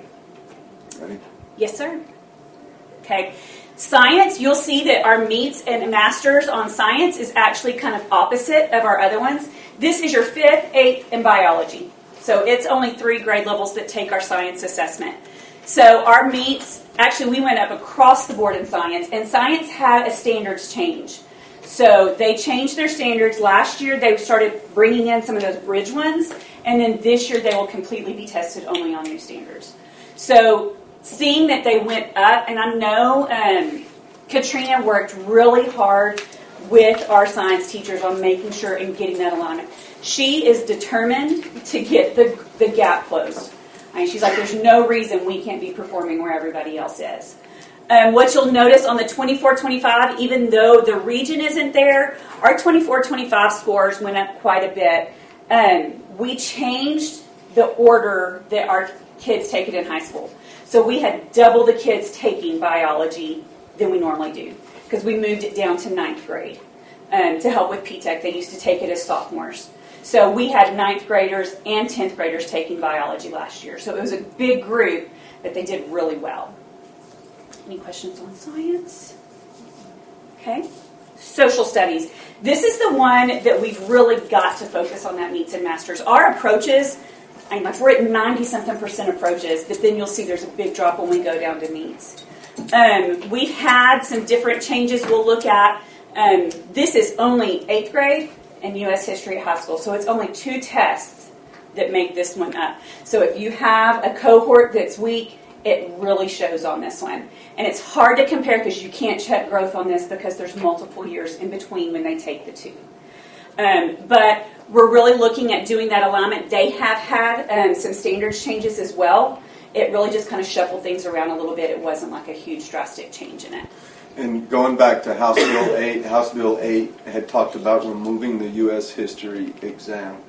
but they didn't. They put it back in, but they did remove the English 2 exam. So kids that, when this goes into effect, kids at high school will only have to pass biology, English 1, U.S. history, and algebra. They will no longer have to take an English 2 star. So this one, the 24-25 looks really different because it's only us. This is all subjects, all levels, so every STAR test, EOC test that was taken. You can see our meets across. I don't think you noticed the differences across time as much in this one because where we might drop in one, we were coming up in the other, so it kind of evens out a little bit. Our masters is actually on the upswing, which is what we look for. Once we get the taper report, that 24-25 will be able to compare to the state. So yeah, you could kind of do the averages, but they don't average equally since like science only has 2 tests and reading has, a whole lot more. Any questions on that one? Okay, so now it's going to get even more specific. That was your big picture. Now it's going to be broken down by grade level. So what we're going to look at here, and one of the things that we've tracked that when we're looking for trends, our inconsistency with our teacher and our teacher turnover has really hurt us at grade levels. And so that's one of the things we went and looked at. We'll go through all of reading first, and then we'll look at math and science. So our reading, once again, you can see that 23-24 was our strongest year. We kind of went down a little bit, but we did not get too far off of our 22-23, especially in the meets, and then we were actually stronger than that in the masters. The masters on 22-23, that first one, our gap with the state and region was quite large. We closed it a little bit in 23-24, not as close in 24-25, but still closer than we were 2 years ago. So I'm probably going to repeat myself later, and I'm going to ask forgiveness for that. But this, and Dr. Starr, consider this a compliment. This was one of the main reasons for the change in administration in South Elementary, was that we started to realize that the foundation was not being put into place because, yeah, it matters what the third grade teachers taught them, but it matters a whole lot more what the kinder, first, second teachers taught them before they ever got to third grade. So when y'all see the things we've done, that was one of the biggest things that we looked at that approaches number of 24-25, so those third graders that took it last year, and that was like we really taught that as a direct reflection of what was happening in South the year before, or actually the years before. So this is something that we, and he'll talk more about that after a while, we're already working on our plans to make sure we address this. Go ahead and go to, okay, oh, you already did.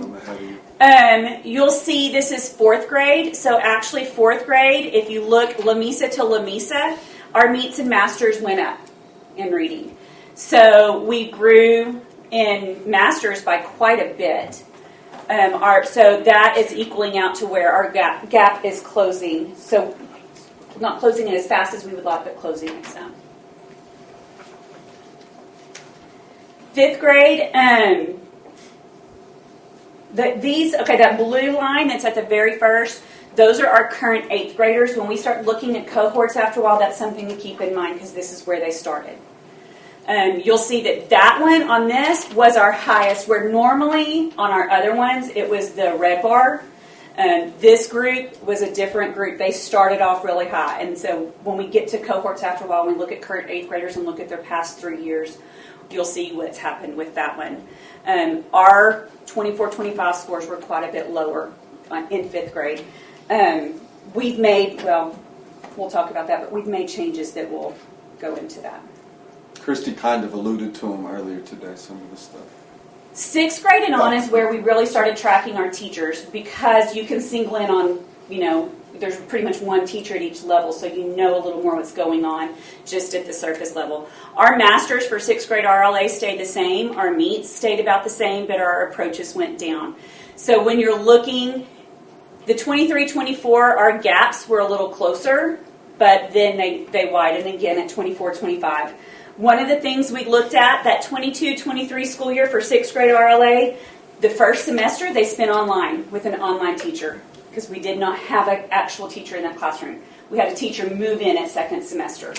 And so we were actually playing a whole lot of catch up that year because the online program was not meeting our needs. That was the same teacher in 23-24, and then they had a different teacher in 24-25. 7th grade, you can look at that for just a minute. They had the same teacher in 22-23 and 23-24, but there was a teacher change in 24-25. And you can see that reflected, especially in our meets and masters, our higher level, making sure we're getting those pushed to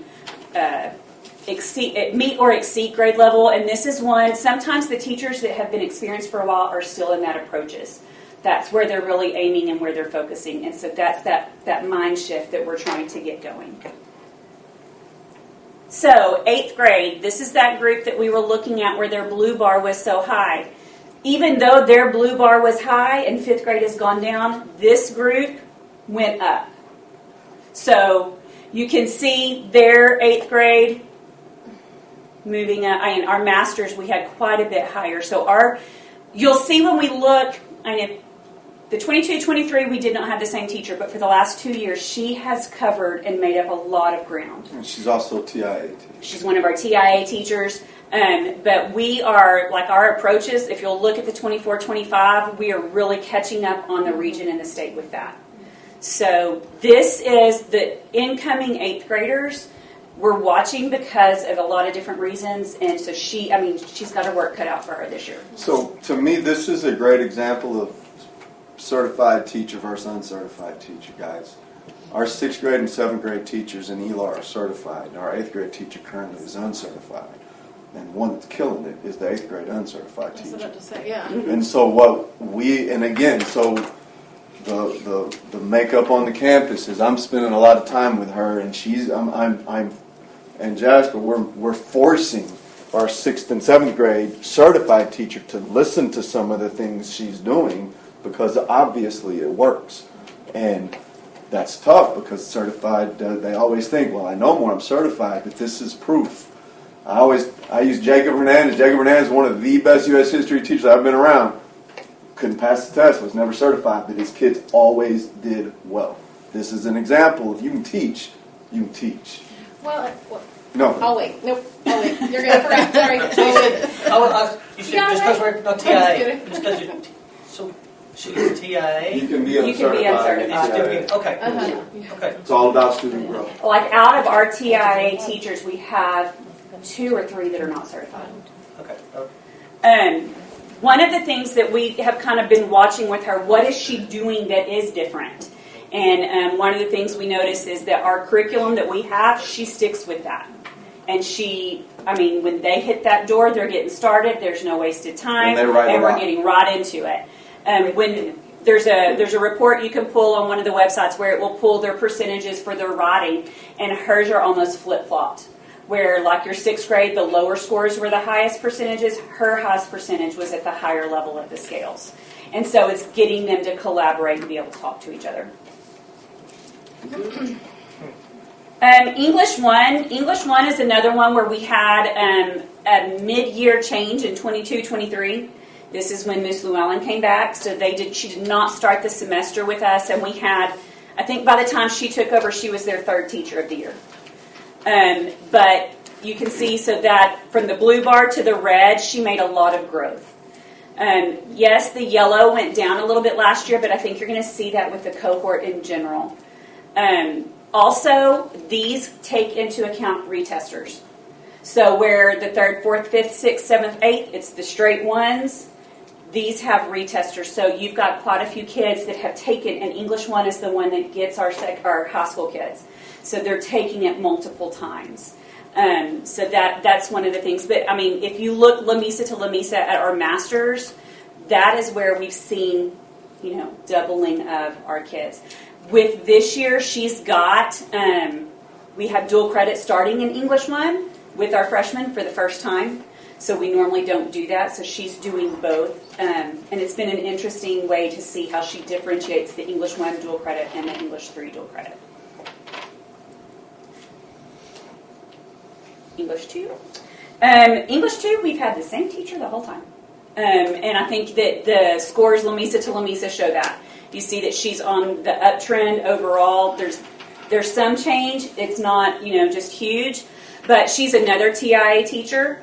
And so, as both of our English 1 and English 2 are TIA. So she has really worked. Right now, we're getting the gaps closing. So if you look at the 24-25, we're pulling up, especially at that meets level. And you're talking high school English sophomores. Yes, ma'am. Sophomores and retesters. Okay. We don't have as many English 2 retesters usually as we do English 1. And that's the one that's going away.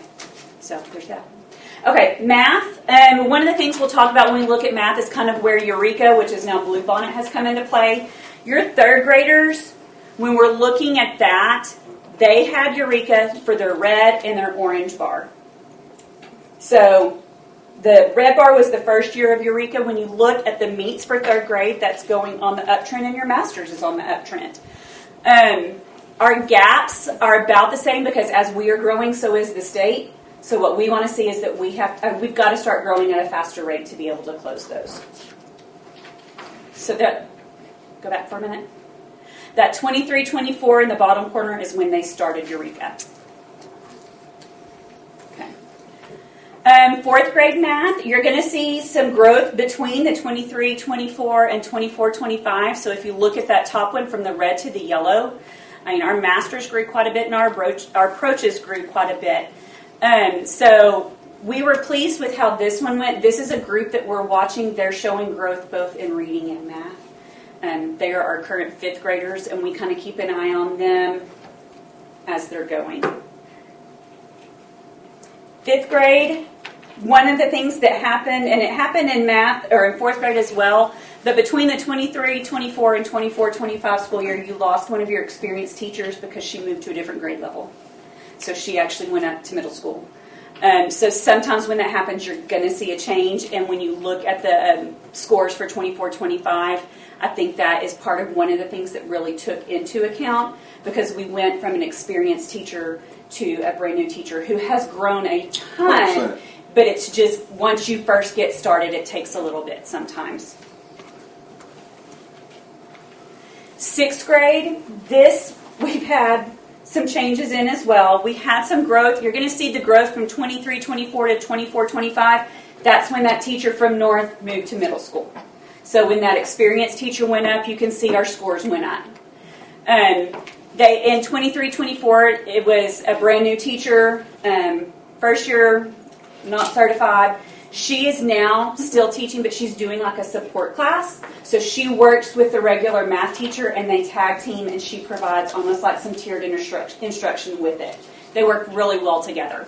So your 24-25, the scores in that really, I think, reflect them working together and having an experienced teacher move into that spot.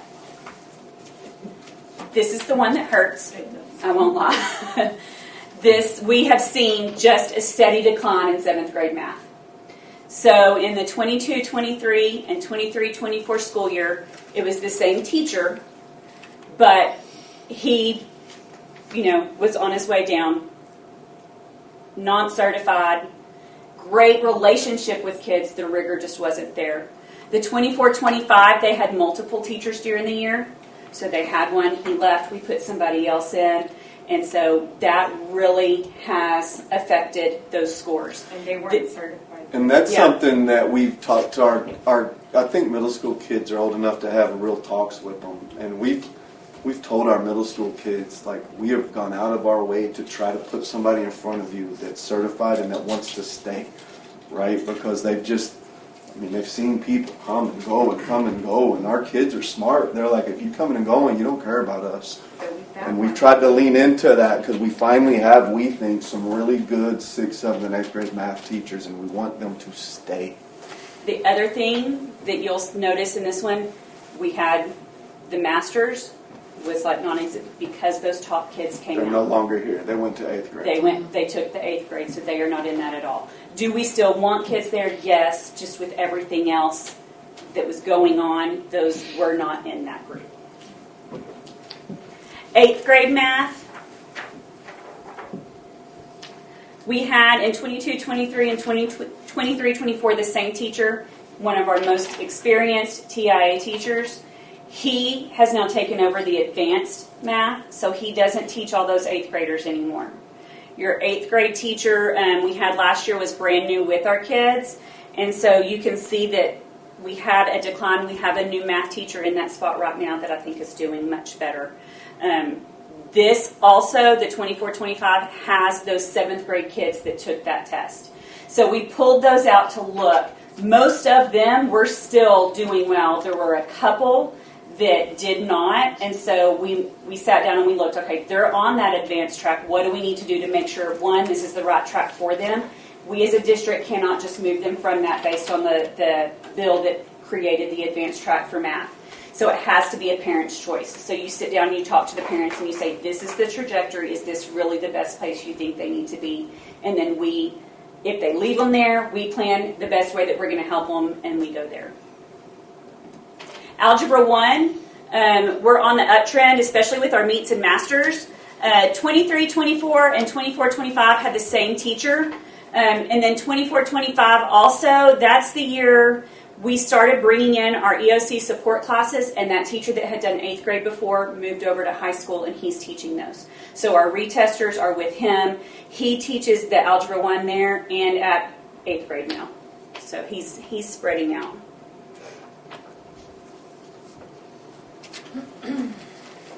Science, you're going to see a big difference between our 5th grade science and then our 8th grade in biology. And remember, science is not tested in 3rd grade or 4th grade. It's not tested in 5th grade, until 5th grade. And so, with the new standards, it's almost like we're playing catch up. So we talked last year at North that when they came in as 3rd graders, they pretty much had no science experience. If you looked at their math test, the growth that they made was just crazy, because if you've never had science, you're going to do great with it by the end. But it's still, we're playing catch up year after year because they aren't getting that good science foundation at the lower levels. And that is something that we've changed over the last 4 years. When I became principal at South Elementary, not only did we not teach science, we were not allowed. There was no science allowed. It was only reading and math. And so we've really tried to start science back in the classes at a young age, so that when they get to 5th grade, it's not the first time they're ever exposed to it. 24-25 is when those new standards were really coming in with them. They had a crossover. It'll be fully new standards this next year. 8th grade. So you can see that our 8th grade is actually on an upswing in most areas, especially the meets and masters. We have had a consistent teacher in there for, I think, the last 4 to 5 years. And she does an amazing job. She does a lot of the small group stuff, a lot of the hands-on stuff. She does really well with them. So I think that's a testament to when you do have that consistency, that you start to see the payoff. And then biology, we're growing at all places. Like I said, 24-25 had more kids than we normally do because we doubled the classes since we changed the order of the courses for P-TECH. But you can see on the Lamesa to Lamesa, it's on the upswing. We weren't really sure how moving it down to freshmen would go, especially because they're already taking English 1, which we know is so hard, and their Algebra 1, but they really did well with it. We brought in some different teachers teaching biology that had done it before, that were more experienced, and they've done really well. We also have a TIA teacher doing biology, and so I guess you're going to talk about that later, but when we were putting kids with teachers, we wanted to make sure our most needy ones were our highest. Highest needs kids went to the most successful teachers. And then social studies. Social studies is another one of those that is crazy because it's only 8th grade and it's only U.S. history. And you'll see our 8th grade is on a down and our U.S. history is on an up. So 8th grade is very different because there's nothing that really leads up to it at middle school. You go from world history to Texas history, and then you go to U.S. history. Before the U.S. history EOC at high school, they have more background on it. We've had a consistent teacher here. Our meets really hasn't changed a whole lot, but we really want to get that going with our meets and masters on the way up.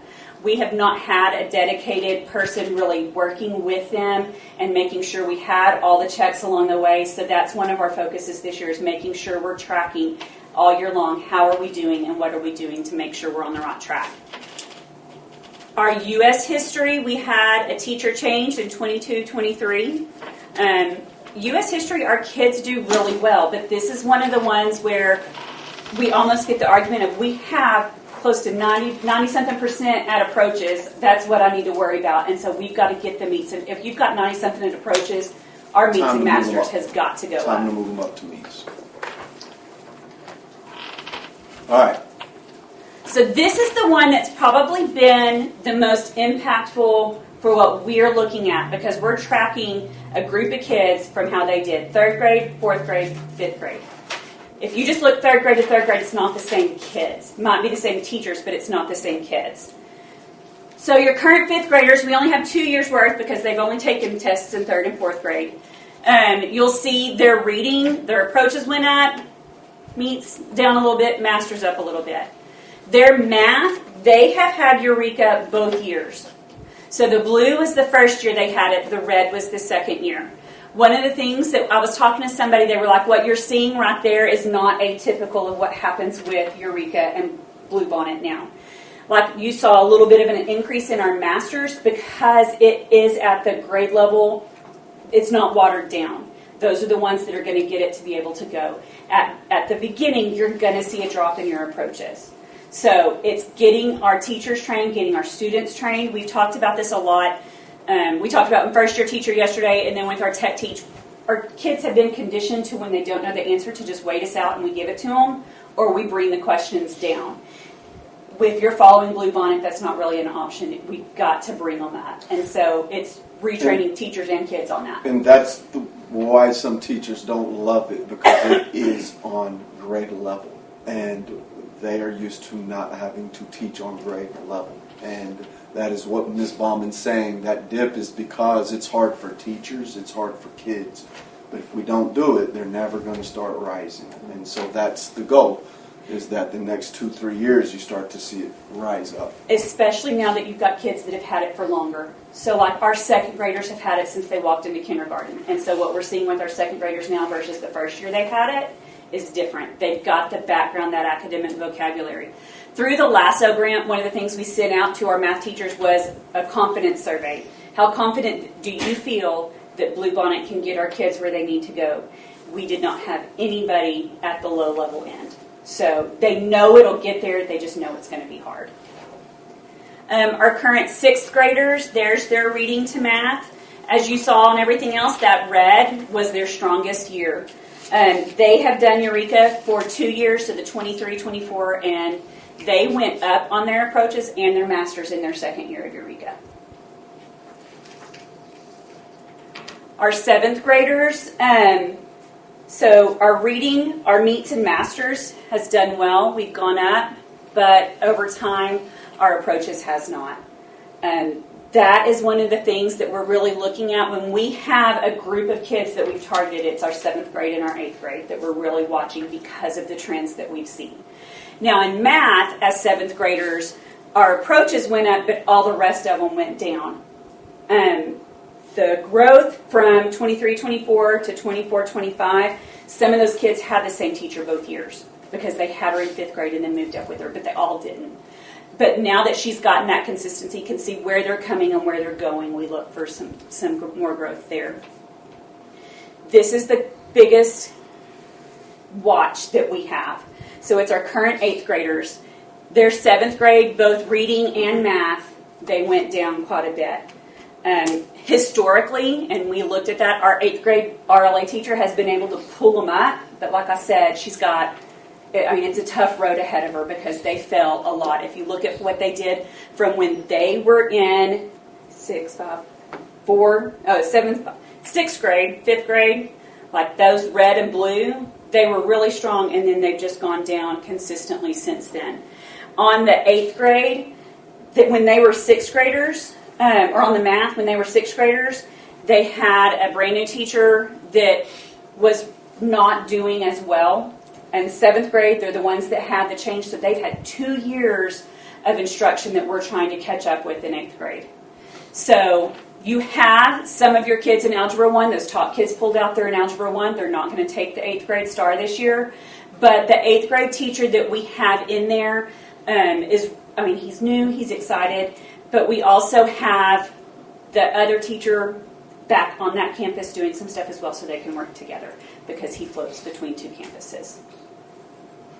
9th grade, this is where their 8th grade teachers came in, and you'll see the growth in their ELAR, that orange bar, yellow bar, whatever went up because that was their 8th grade year, and they had huge growth. Then they're walking into an English 1 teacher with a TIA master teacher. She also has a student teacher in with her, so they're doing a lot of co-teaching. It's been really cool to watch. Your current, in math, they had growth from 7th to 8th, but they still have some to catch up for from when they were in the earlier years. The 8th grade scores also have the 7th graders in there. So some of those are 8th, and then there's a small pocket that's 7th.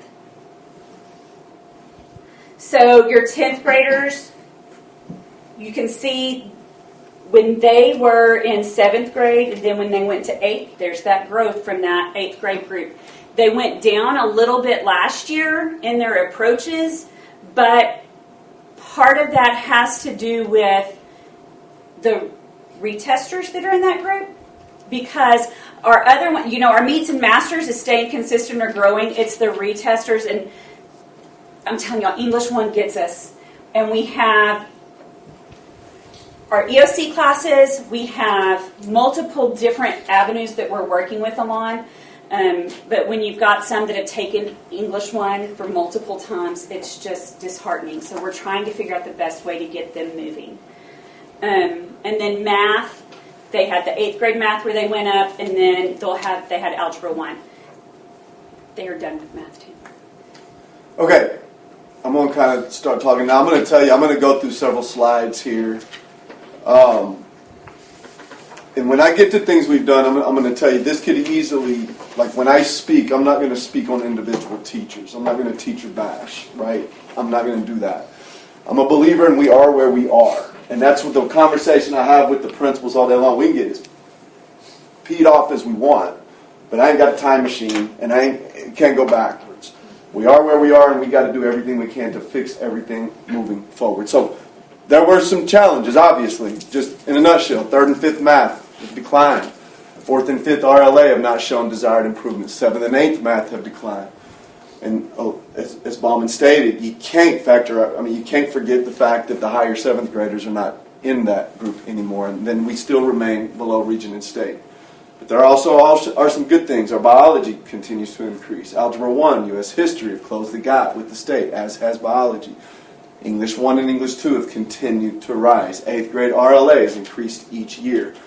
8th grade science is up in meets and masters, and then the 6th grade math has improved. So here's a lot of the things we did.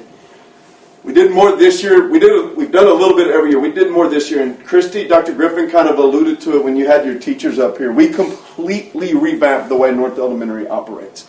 And I have no idea if she really was a fan of it or not at the beginning, because it took some convincing, not because I don't think it just seemed abnormal, but I think now we're starting to see, I do think it's going to show results. So we did really go after certified teachers for every student at North and Middle. And what that means is every student at North has 2 math teachers and 2 reading teachers. At least one of them is certified in both reading and math. But again, that's a trick thing, right? The community can hear, oh, my kid's got a certified teacher. But I'm telling you, as I stated, there are some uncertified teachers that can teach circles around a certified teacher. And so we really tried to balance weak with strong, right? We tried to make sure that for every teacher that might struggle a little, they're partnered with somebody that's a rock star. That way they can really help each other and work together. Middle school math has the first group of certified teachers since 2020, right? I mean, it shows, right? It shows. We hired an experienced academic leader as our new principal at South Elementary. We saw that the foundation was not getting taken care of. No pressure, Dr. Starr. Behavior matters. We've had a behavior specialist position open for 4 years. And ask Dr. Starr how her new AP, how many steps she gets in a day. I've told y'all since COVID, we're seeing behaviors we had never seen before. So now we have somebody that goes all campuses, all rooms, and it helps our teachers learn behavior strategies. Because teaching ain't just about knowing the curriculum. You got to know how to manage the behaviors. We've got student teachers who will be fully certified upon program completion, guys, and we've got awesome student teachers, and the ones from Lubbock are already wanting to make sure they have jobs here. I'm going to bring them to one of these board meetings because one of them will make you feel really good about Lamesa, Texas. And we are having certification and deadlines and monitoring. Guys, state said by the start of next year, if you're in K through 5th grade, you have to be certified. There is no more choices. And we've had all those conversations, and we're following up. But at Christmas, I've already told them at Christmas, Dan and I are going to be able to tell if you're going to be able to be certified. And if you're not, we're going to go ahead and post and start looking. And I think the hard part's over because we've had the hard talk, but that's always hard for some of these teachers. So the middle school math teacher that's on TIA, that's the rock star, is not certified? No. RLA. She is not certified. She's going to be gone? Middle school and high school have 2 more years. 2 more years, okay. Only elementary is this year, and then they push secondary further down the road. We have totally changed the responsibility of our principals and tried to make sure they understand that they are responsible for the academic success on their campuses. They have data meetings with their whole staff, and then they come and have data meetings with us so they can tell us what they showed their staffs and how they are helping them map and get focused on what they're supposed to be doing. CICs, we've tried to take all duties away from CICs so that they can be focused on helping our teachers be better teachers. And then, of course, with the LASSO grant, it kind of takes our math CIC and occupies her with a whole lot of other stuff. We have weekly meetings with action steps for improvement. I referenced Kathy Palmer a while ago. We have 2 things going right now called TIL and TSL. Texas Instructional Leadership and Texas Strategic Leadership. They're both geared to help you be better academically. And what TIL is doing right now is it's coaching our principals on how to coach teachers. And so all of our principals have picked the teachers that they think need the most help, and we have service center people going in with us to classrooms, watching, and then helping our coaches think, all right, what can you do to help this person be better, and how can you have that conversation? And then our principals are going and having those conversations. We started instructional meetings. We're in our 2nd year of that, data meetings. We started this year. I just talked about TIL and then TSL, and I'm going to let Kathy Palmer speak a little bit. She's probably going to say, no, Richie, y'all said it all. You are doing great. But it matters. We double-blocked math and reading at North. I said that a while ago. Double-block's a fancy way to say, and I've said it to Mary Elizabeth a few times, it's a fancy way to say our 3rd, 4th, and 5th graders see 2 math teachers and 2 reading teachers every single day. We really focused on the heavy hitter standards, the ones that are going to be tested every year and multiple times per year, because some standards matter more than others. We had stopped, Lamesa had stopped leveling their kids at South Elementary. We have started that back because it had been removed after COVID, and that has been put back in. We've changed the way we schedule kids for tea time. The hardest part, because I know y'all get teachers calling y'all saying ABC. Well, guys, we're putting pressure on the teachers to know what their curriculum is. You can't teach if you don't know what you're teaching. And I'm going to tell you, we're probably about to start having our math teachers take the math tests because Eureka's hard. And it's not taught the way y'all learned math or I learned math. Like, it does not make sense when you look at it. Well, if our teachers can't teach it, then what are we doing? So we're about to start testing our teachers before they teach it so we make sure they know what they're about to go teach. We've already taken away all extra choices. Used to, if there's 3 RLA teachers, they were all pulling from different places. We all pull from the same places so that we're aligned with what we do. Obviously, Ms. Baumann already talked about the advanced math. We've taken our students with the greatest needs and matched them to our TIA teachers. That way that our strongest teachers are with our kids that have the biggest needs. And then we've made sure that our RLA have clear expectations for small groups, because small groups make the world go round. I'm telling you right now, small group instruction is what will make Lamesa exceed academically. SchoolMint, we've got all of our walkthroughs. We've got the forms we need with Texas Strategic Leadership as well as the LASSO grant. They're all in SchoolMint. We've been doing calibrations every week. We all go to campuses every week together to make sure that we're all getting in the classrooms. Bluebonnet, I kind of talked about. When we say Eureka, we're also saying Bluebonnet. All they did was change the name. It's the same thing. And then again, we have weekly walkthrough data pools to track frequency and quality, and to make sure our principals are getting in rooms and our APs are getting in rooms, and to make sure we are getting in rooms. I've told y'all before, we've added a TA to every pre-K through first grade classroom to make sure that they have the help and can do the small groups. We continue to train our TAs on how to be good teachers. We don't want our TAs just to be hanging out. We want them to help our teachers run the classroom. And then again, we have a behavior specialist to help with the extreme behaviors, because guys, we have a lot of extreme behaviors. We're meeting regularly with first-year teachers from over here. I actually put all our new teachers through a classroom management training myself before school started. We're doing informal check-ins, and of course, 2 years ago, Ms. Bauman became our tech teach person, which has been one of the best things. And Kara Rosas Mencius, whatever she's going by these days, was our best example of that last year. So I went fast. Do you want to add anything to that before I start letting them ask questions, Kathy? No, I think that you explained it really well. And I think that the action steps are reflective of what the data is showing, and that's why they've chosen to make some of the decisions they made. And they were difficult decisions, and I think it's exactly how it's supposed to work. Okay, let's go. Start rattling them off. And Which we'll one, answer which them one are best. the main things you look for when you do your walkthroughs? I bet we're all kind of geared a little differently, Ernest, because I want to know where the teacher is. Like, that's what, when I walk in, the first thing I'm looking is the teacher sitting at the desk, which really doesn't happen in our district anymore. It used to. I've told y'all that story. But are they standing at the front of the room like they did back for us at the chalkboard, or are they out and about? Because with technology now, you can teach from moving around. You can write on your boards from moving around. So that's what I look for. We also have what we call I will, we will statements, and I'll let her talk about that. That's something I check for immediately to see what's up there. So we worked with Sean Kane that did the Fundamental 5, and he came and he trained us for a couple of years. And so that's framing the lesson, and research shows that if you start off letting the kids know what you're going to be doing that day, what you're going to learn, and let them know what they're going to have to do at the end, the retention improves. So like we were talking today or yesterday with the first year teachers, if I just start talking and they don't know what's important, they think everything is important. And so they don't know what to pick and choose that they need to remember and what's going to come back. So we really stress, no, just have it posted, talk to your kids about it. That way they know exactly what they're going to be learning, what they need to hold on to, because their brain is going to be looking the whole time. If you've got an ADHD kid, everything, everywhere is going to come in. So that's one of the things that we really look for. So every classroom has to have that written on their walls, on their board.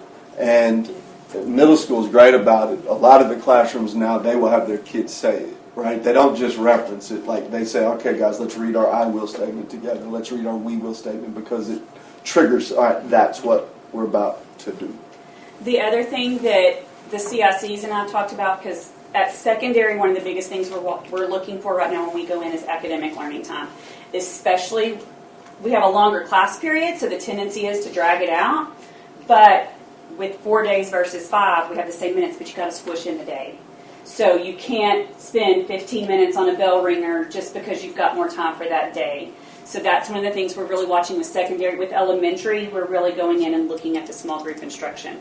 Is it aligned? Is it what those kids need? Do you have your kids grouped a certain way? How is that going? So we look for something different at secondary and at elementary. And we always make sure, we always have their lesson plans pulled up on our stuff computer. I use computer, they use iPads, but when we go in, we have their lesson plans pulled up to make sure that whatever they said they're going to be doing is what they're doing. So we can see that our scores aren't going in the direction we want. Not all of them. Some of them are, some of them are not, yes. What are we going to do different, or our next goal for, let's just say, Tier 1 instruction? Is Tier 1 instruction needing a little more help? Well, that's why I did what I did at North. Like, that was for Tier 1 instruction. Okay. That was one of the biggest, like I said, structurally changed completely how a kid's day goes from 3rd, 4th, and 5th grade. And so now every kid, we have them grouped up where there's one that we think is a really good Tier 1 teacher to the whole group. And then when they go on to their next one, we have them with somebody that we believe is really good with small group instruction. So they're going to take what that Tier 1 teacher did, and now they're going to really break it down to the skills that go to that. Does that make sense? And on a secondary level, we're kind of doing that with the tea times, where we're structuring our tea times to be more coincided with the scores. If they're low in math, they're going to be paired with their math teacher, so they're going to get double the math with their math teacher in the math tea time, and all the math teachers are getting together to figure out, like, what do we need to teach? What are we low on? Fractions, decimals. And they're all teaching the same thing during that tea time, so that's going to help with your... What you're saying is looking at the comparison from last year, you're moving stronger teachers. Absolutely, putting the lower kids with the TI kids. That's because of the Tier 1. That was one thing that we did. Making the teachers own their curriculum. Like, we're not listening to teachers tell us anymore, it's too hard. No, that's what we got to teach at grade level, so go teach it. So I am holding them way more accountable for them to go hold their teachers more accountable to make sure that they're doing what So how we're does it expecting. work in a classroom setting when you're bringing kids in that are, a lot more ahead than others? How do they both are challenged? Like, we have one, we're trying to grow these kids, so what are our more advanced students doing And actually, we got to see an example of this at North when we were doing our walkthroughs the other day, where small groups happen is the perfect place for that. Okay. Excuse me. So during their win time, one of their teachers actually pulled back his accelerated kids. And so during their win time, he was like, okay, go get so-and-so and so-and-so from those other classes. So while the other students were working on something that day, he was working to accelerate the students. Small group, especially at the elementary, is the best place to do that. One of the things that at secondary that we've really worked on is we have some platforms that allow them to assign different grade level stuff for them. So it has a vertical alignment, and so they can look at that and then see what the kids need. When we went and identified those 5 to 6 power standards at each grade level, we looked, what is it that goes across? What is it that goes up where they can go? And so that's one of the things that we looked at. So those are ones we're really focusing on. So if they do well here, we know what it leads to on the next one, so we can go ahead and start pulling some stuff for them. But I'm also going to tell you, especially a young teacher, that's hard. Mm-hmm. I taught English for 14 years, and I can assure you, in years 12, 13, 14, I was better at balancing my classroom. Right. And, to a first-year teacher, second-year teacher, they're just teaching the curriculum to all of y'all. Mm-hmm. I mean, it takes a teacher a while to figure out how to balance this, how to, when we group, it matters how we group, right? I mean, if Ron and Rebecca and Kevin are all 3 really high, and April, Ernest, Cindy, and Melissa are all really low, I don't want to see y'all in a group and y'all in a group. We've defeated the purpose. Y'all need to be spread out so that y'all can kind of balance each other with what you know and don't know. Does that make sense? And I'm assuming that's what the walkthroughs would be for. The walkthroughs, the data checks, the data checks. When they bring us data, I mean, it's not just here's the data. Okay, so what all have you done? What conversations have you had? What teachers have you been in? If you've got a teacher who's killing it, why are we going in their room 10 times when this teacher that's struggling, you only been in there 1 time? Right. All of those things. It's just kind of a hard situation if we have a first-year teacher who is, figuring what you just said to fill the gaps, but then we have students who, if, they're not getting challenged, well, then they're going to keep continuing a trend of a year behind, if not, more depending on where they're at. What about when we're pulling from like tea time? What are we seeing there? Like, are we attacking it different when you're pulling the kids during class? I don't know if it's called tea time or what is that called? Everybody calls it something what is different. it called? All their camps. Was that Secondary kind of tea the time. same approach? So this year, what we had done in the past, like I know at middle school last year, when they put them into the groups, originally it was just kind of a random placement. So they were really strategic about who they placed them with during that time. And then they can go, as a teacher sees a need, they can go pull during that time. They let the teacher know, okay, Cindy, you've got so-and-so. When you start tea time, take attendance, send them my way. And so they look at their data after their assessments. With the reteach, reassess policy that we did last year, and they really have to reteach that before you can do anything else. We were talking with new teachers yesterday. If the kids knew it was wrong, they wouldn't have picked it. So if we don't address their misconceptions, they're just going to keep doing it. Right. And so we talk about a lot of that through first year teacher as well. So just 2-3 minutes, because they really mid last year changed the way they did their tea time, and Christy's kind of always had a pretty good focus for her, and they call it win time. But just tell them how y'all assign it per kids right now. So like this year we went in and we really broke down their math data from last year, and then we also looked at their STAR data. and compared the two, and then we started looking at who had the highest needs. And so we decided we didn't want our kids to be in groups over 10. We don't have any groups over 10. So then we started looking where we could place those kids. So like Mr. Castillo said, we took our very high need kids and placed them with that content teacher. And if we had other teachers that are that content teacher that they could go to, we put them with them. If they're bubble kids that they just need a little more, we can move them. Sometimes having a different person just say it different or work with them, it works. Well, and that's the new approach this year. Yes. Yeah, and I'll let Christy speak too, because she's always had. But earlier we were talking about either 7th grade or 8th grade math, and she said we had an uncertified teacher come in last year, and that teacher still helps out some. Dude, that teacher's a rock star. She I didn't. I mean, and I'd say her name. I think most of y'all know who she is, but she's great. Like I would perfectly fine with Hayden and Logan being the only math teacher. So that is one amazing. That we can put some of those kids with. Christy, do you want to kind of speak on yours? Sure. So first, when kids are placed into classrooms, we're looking at their data coming from 2nd grade. And same thing, we look at their data in the summer when we get STAR scores, and we make sure that our classes are leveled where any kid, whether they're high or they're low, they're not all in the same class. So you don't have that skew, and you have kids that can work together.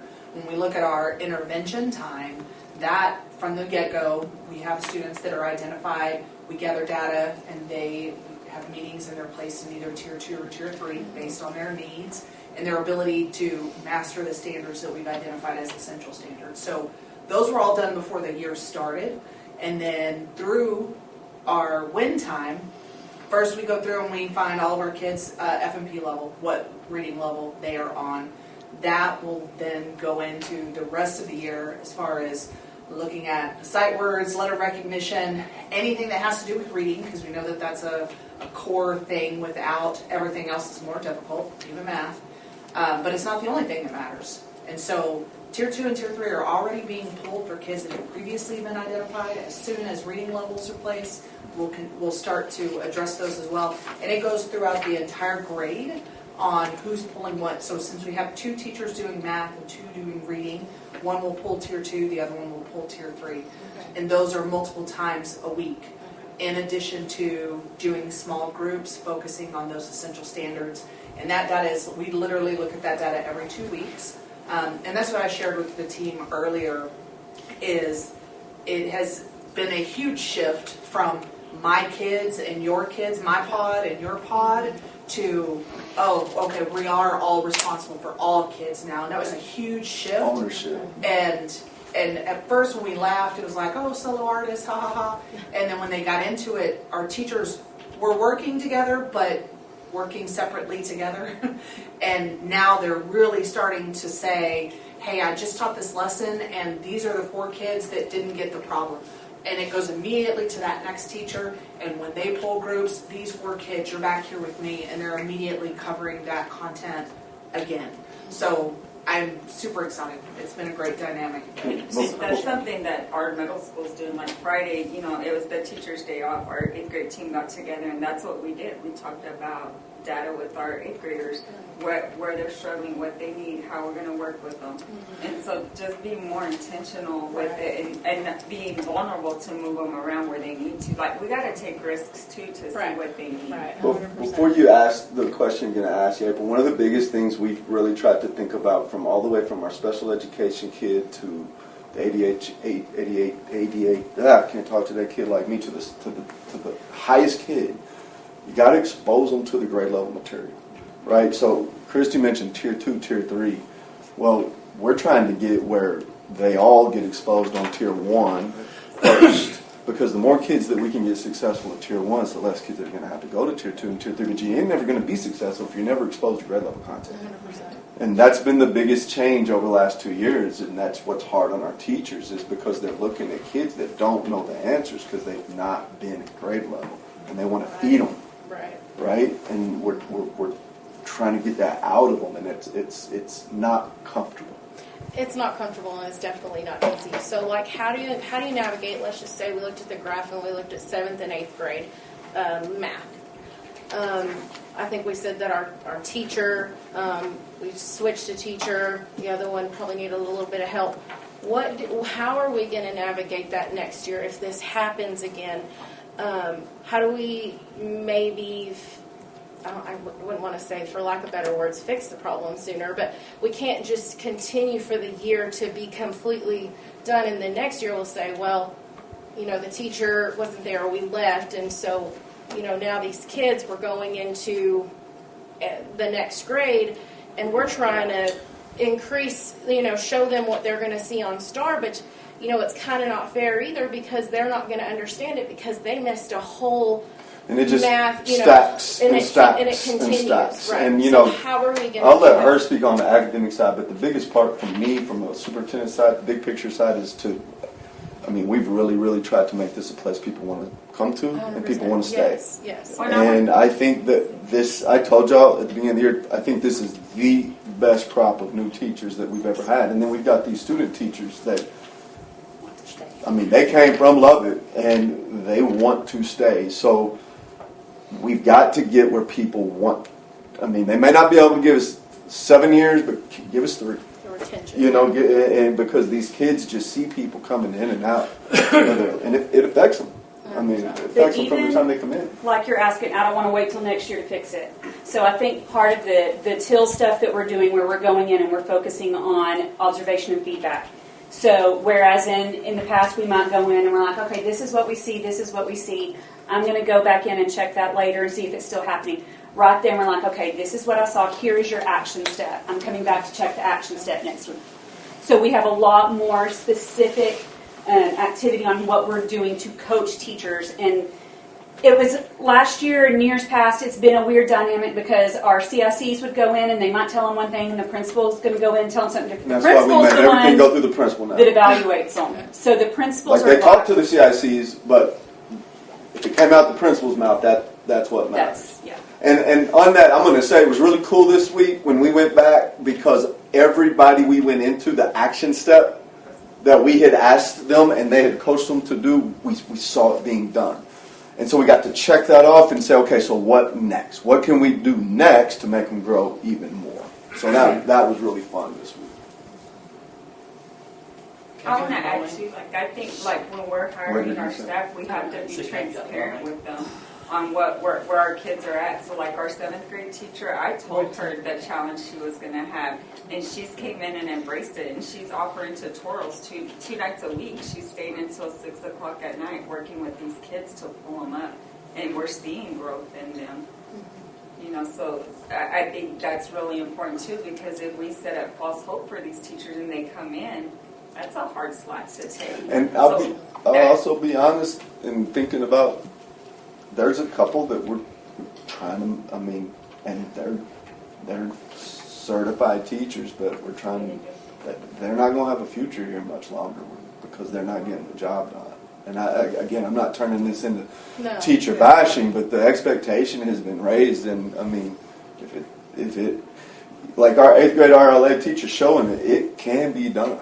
Right? So if you're not able to do it and you're not going to be coached to do it and you won't listen to us help you get there, well, you're going to have to go down the road. Is she on the plan to get certified? Yes. Oh, 100%. Everybody is, yeah. There's no one in our district that's not on the plan to get certified. What do we do when it kicks in at that level? I mean, Well, she should be done. She should be done. done Yeah, before so this year's she's over. projected to So be my finished. question, I guess, the graphs we saw, like, before we get off, like, does that include, those percentages, does that include the does not meet students? So the does not meet is on the other side of the approaches. So we didn't put that one up there. So like if you look, okay. Let's just go ahead. Wow. So on the science, no joke. So on the science, the approaches, we don't, and what we're also trying to do is get our teachers to not so much look at that even as looking at the meets and masters. So on approaches, that first bar is like at 58-ish. Oh wait, I'm looking on the very first one, that right there. He's about 58-ish. That means that 42 was the do not meets. But what we've started doing, even on our unit tests, so what the state does now is they take, you can be do not meet low, do not meet high, approach low, approach high, meets masters. We've set our baseline of our approaches at the approach high because we don't want the false confidence of the approach low. Because a lot of times when they see it, they're like, they're there, that's good. We want them to get moving more. So kind of like we talked about focusing on Tier 1, instead of spending all of our time thinking, how am I going to get these Tier 2, Tier 3? If I just focus on my Tier 1, everybody is getting access to what they need. So we don't spend a whole lot of time looking at the at the does not approach, because if you really wanted to get technical, everything below meets would be in that. And so we've done some things like looking at the left behind report. So everybody that was not at meets, technically we left them behind. That's been the lingo for the last year. All these approaches. Our teachers were all celebrating it, and we've told them if you're not at meets, you're not at grade level. That's been the word from us for over 2 years now, and I think it's slowly starting to take hold, Ron. I don't know. It's tough for them to hear. I know, like for what the comment I was making about the 8th grade English. That particular teacher, my son had her, and what I've seen, it's not very often, but this teacher, not only is she bringing the kids in and she's saying, okay, this is what you did, I know you can do better, but then they're also following up with a parent square going, you know what, your child made this and I know they can do better, I'm going to pull them just to let them know. Or they're failing. I'm not even going to lie, I had one, she was like, he failed this test because he decided to talk to his friends. I'm like, okay, I'll take care of that. Is there anything else I can help you with? And I think it's like the parent engagement, or some of our students don't have that. They can't have anyone that's going to advocate for them and help them at home. So on stuff like that, teachers like that, it's a blessing because they'll stay after school, they'll stay before school. How can I help you? And it really it shows. And we're trying, and that goes back to the crop of teachers we hired. We're trying to hire a lot more of that, and slowly make those that are not so uncomfortable that they just would rather go be lazy somewhere. And I'm also confident that the leaders that we have in place can show that and push that. And not only that, I'm hoping, like I've always thought, like at South, I've asked myself since Dr. Starr has been here, have you felt like K through 2 is a line to go on to 3? But in my case, they're babies. Do you need more TAs? No. Anybody need more TAs? I'm saying, like what I'm saying is, okay, if you have a baby in the classroom and the teacher is trying to instruct, but you see little Tommy sitting there throwing stuff, are you going to have to stop? Or does the TA come in? Well, and the TA helps, but that's also that behavior person and our AP. They are in and out of rooms constantly. How do you stay in one? K has a TA. And first. And first. We also have to start saying, parents, we're expecting you to have your kids act right when they get here. Okay, not by 3rd, 4th you grade. can tell them.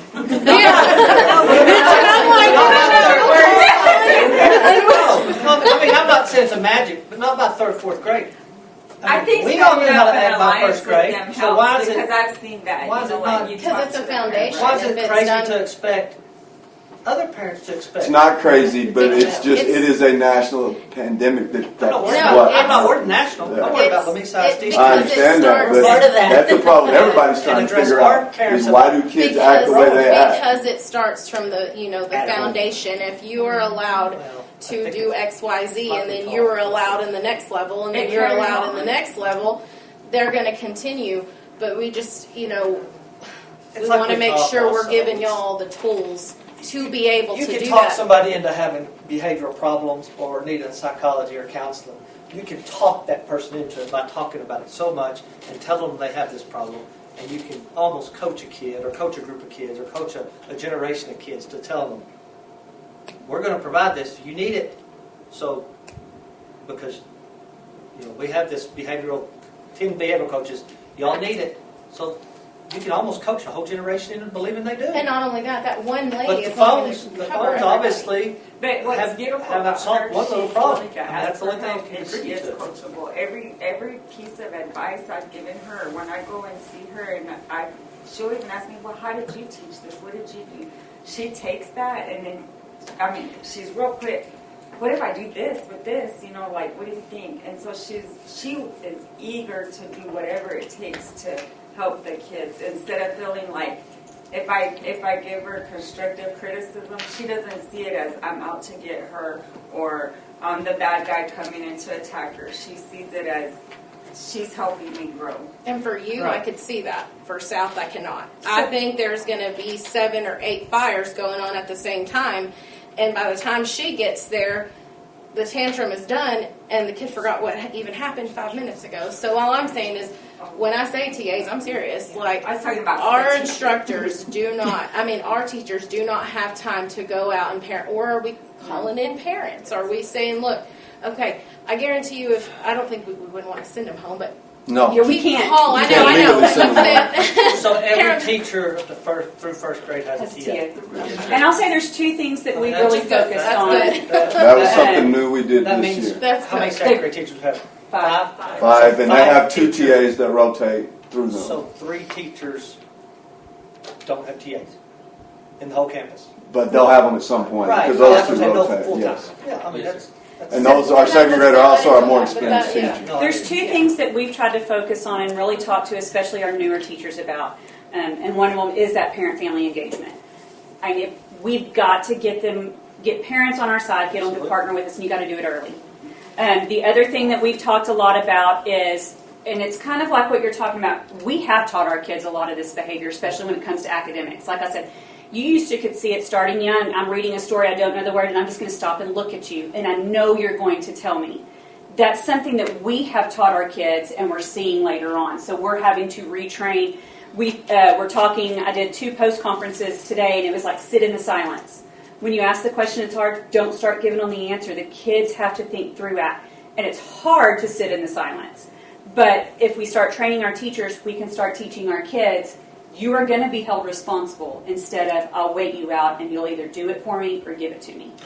And then there is, yes, there will always be bad behaviors, but there's a part of being a teacher is knowing how to manage a classroom. And that goes back to like the trainings we did at the beginning of the year, some of the action steps that they have.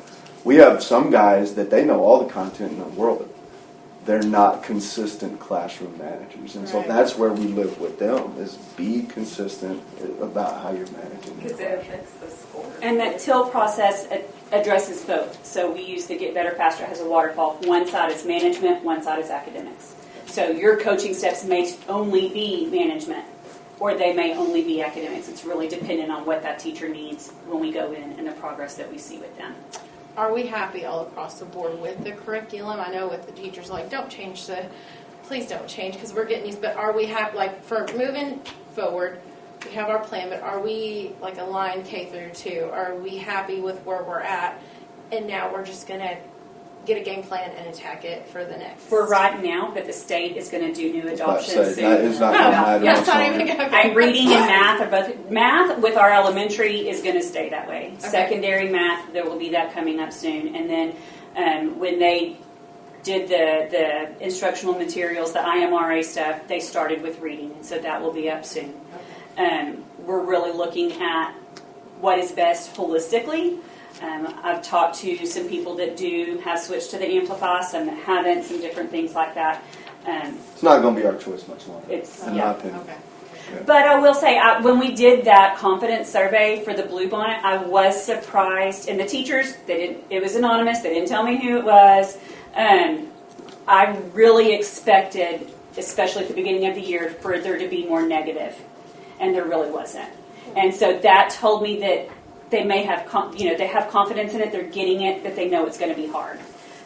So that, we took that with our LASSO grant, gave it to our implementation advisor, and so they're helping us, and so work on not just confidence, but the implementation of it. At conference, that's all you heard was, that's all I heard in the things, Bluebonnet, Bluebonnet, Yes, Bluebonnet, yes. Bluebonnet. So, I know we're kind of in line with other people, what they're doing, because that's all, that's And all we I heard think was the next Bluebonnet. will be amplify. Well, they call that Bluebonnet now too. It's there's not going to be It's not like we're doing something crazy out. No. Not everybody, you know what I'm And saying? that was when we It's all lined up. first got into this role, the very first thing we did was talked to our teachers about the curriculum at the time. We decided some choices that we thought was best, and then we got rid of all of the that. And so, yeah. Just think, we keep switching. I mean, Well, we haven't switched to. We haven't switched to. I mean, but like. And whatever you switch to, if a teacher doesn't like this, they want to switch, and guess what? They ain't gonna like the next one either. Yeah, that's what I tell And people all I'm the glad time. they don't, so that they can like master it, know it, and Well, and this year is the first year, like nothing, we had nothing because there were no new adoptions this year. So everything, you're starting to see when you have a consistent teacher in that spot, they've used the same thing more than once, they know what they need to address on. Because like Bluebonnet, yes, they give you a script, but your class is different from your class is different from your class. So now that they know that more, they know how to tailor it to the kids.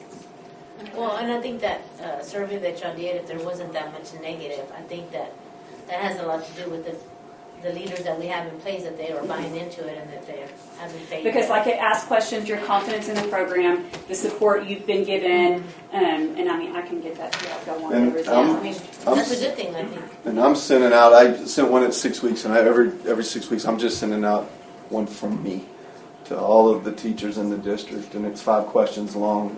Is your principal still in your room? Is your AP still supporting you? Is central office still supporting you? 5 questions to make sure that we all understand. We make sure we stay on our toes so that we And don't ever anonymous fall surveys, asleep. people will say what they think. Yeah, I make it anonymous so I get the real deal. Yep. Yeah. You So know? are we talking any about CCMR or anything like that, or is this just the start? Today, no, yeah, this was just. That's a whole nother couple hours. And we talk a lot about CCMR. We haven't lived here as much as in some of the others. all that. That's a certification question. Well, good, you can go ahead and ask them. Well, so like, real quick, on our accountability, so the academic part stars, what, 70%? Depends on if you're elementary or high school. Right. Well, it's K-12 Overall. because So the 30% can come from, or when you go to, so I guess when we talk certification, welding and nursing and all that, how much of those certifications truly count? about 20%. And they change, and we literally had a commissioner's room today where they're possibly looking at changing some. But like if we have 60 welders that get certification in the welding class, then is every certification count, or are they only certain, like national or state, or are there They certain? have a list of what is approved that you can count. And And that's just where we try to did- cater it. Yeah, they just did That some they change it every sunsetting year. things, is what they called it. So there's some that just fell off, and there's like ways that you can earn your CCMR points, and some they changed those. So like last year was the last year certain things counted. This year's the last year some of our college prep classes can count unless you're in certain grade levels. So they change it all the time, but you can see until they do that. You're supposed to be able to see years They're about to ahead put a what- 5-year list out and supposed to leave it for 5 years so that we can all Is that the industry-based adapt. certification? Yes. So they change it based on what's needed and what's not. So it's supposed to. It's huge, though, yeah, because when they say regionally needed, I mean, we're talking how many? I mean, 500. I mean, but we don't offer all of those, you know. Right. So we try to look at the list and see what we have and try to make sure that, okay, so whatever they're doing in culinary, let's make sure our culinary is doing that. But like to accountability, your CCMR score counts for 20% of our overall since we're at K-12. And then our graduation rate is, I think, 20 as well, because that's 40. We're pretty high there. I mean, we're really good. That, I mean, but I was looking at our CCMR, and that. I mean, I was shocked that our certifications weren't more. I mean, like I know it lasts 2 years, but when you look at it, I was thinking, like almost every kid that graduates has either something. I disagree. Well, no, they When don't. it's lagging 2 years, you're talking about the ones that that's what I've been saying. They went over there and didn't It push it. doesn't. No, that's what I'm saying. Yeah. It shocked me that it. Like it'll shock you even more when you go down the list because we all know the kids and we're looking at the kids like there's no reason that kid couldn't have got it, but they didn't, and so that's the biggest thing is we've tried to change because there's no reason to not be able to pick up those points. 6-7 points. And I'll say that's one of the big things that, I don't know, I don't want to open a can of worms, but high school, we talked forever about the do not comes, but from now on, if you don't have your CCMR credit, We started that's that not for this you. year. If you haven't passed Can't your, have if one. you haven't passed your star, and you don't have your CCMR, you can. I think a lot of us don't. Well, We're getting there. Yeah. Don't know that. We've That's gone our first from- step. That don't make any sense. But then we're tying it to, yeah. Okay. I was like, Matt, this is We cool call all do the not time. come in school. I mean, that's what we did. I never had a do not come. Okay, screw it. Back we're tired. Are y'all done? Are we done? All right, let me get that other deal back up. Okay. Are we okay? No, okay. I got my black.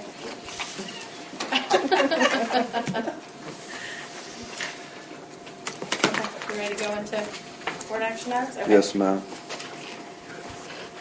Deliberation and possible action to approve SB 12 resolution. Make a motion, we approve SB 12 action items as presented. Can we approve them all at once? Counseling? You gotta go separately. Oh. Okay. Make a motion make a motion to approve school counseling services form. Second. All in favor? Aye. All opposed? Motion carries. Deliberation and possible action to approve school counseling services form. So moved. Second. All in favor? Aye. All opposed? Motion carries. Deliberation and possible action to approve school health-related services form. I make a motion we approve presented. Second. All in favor? Aye. All opposed? Motion carries. Deliberation and possible action to approve participation in clubs form. Make a motion as presented. Second. All in favor? All opposed? Motion carries. Deliberation and possible action to approve the contract and its contents for sale of previously awarded district property. I make a motion we approve as presented. Second. All in favor? Aye. All opposed? Motion carries. That's it. All right, so we'll now go into executive session. Mr. Ritchie will not be joining us. It is 8:26. I'm gonna let them go, and before they go, I want to thank Ms. Bauman because she put a lot of work into Thank that you. presentation. Thank you so much. Thank you. Y'all can go Thank y'all. home. Thank y'all. Okay. I didn't We are now know. back from executive session. No action is required. We are done. It is 9:31. Period.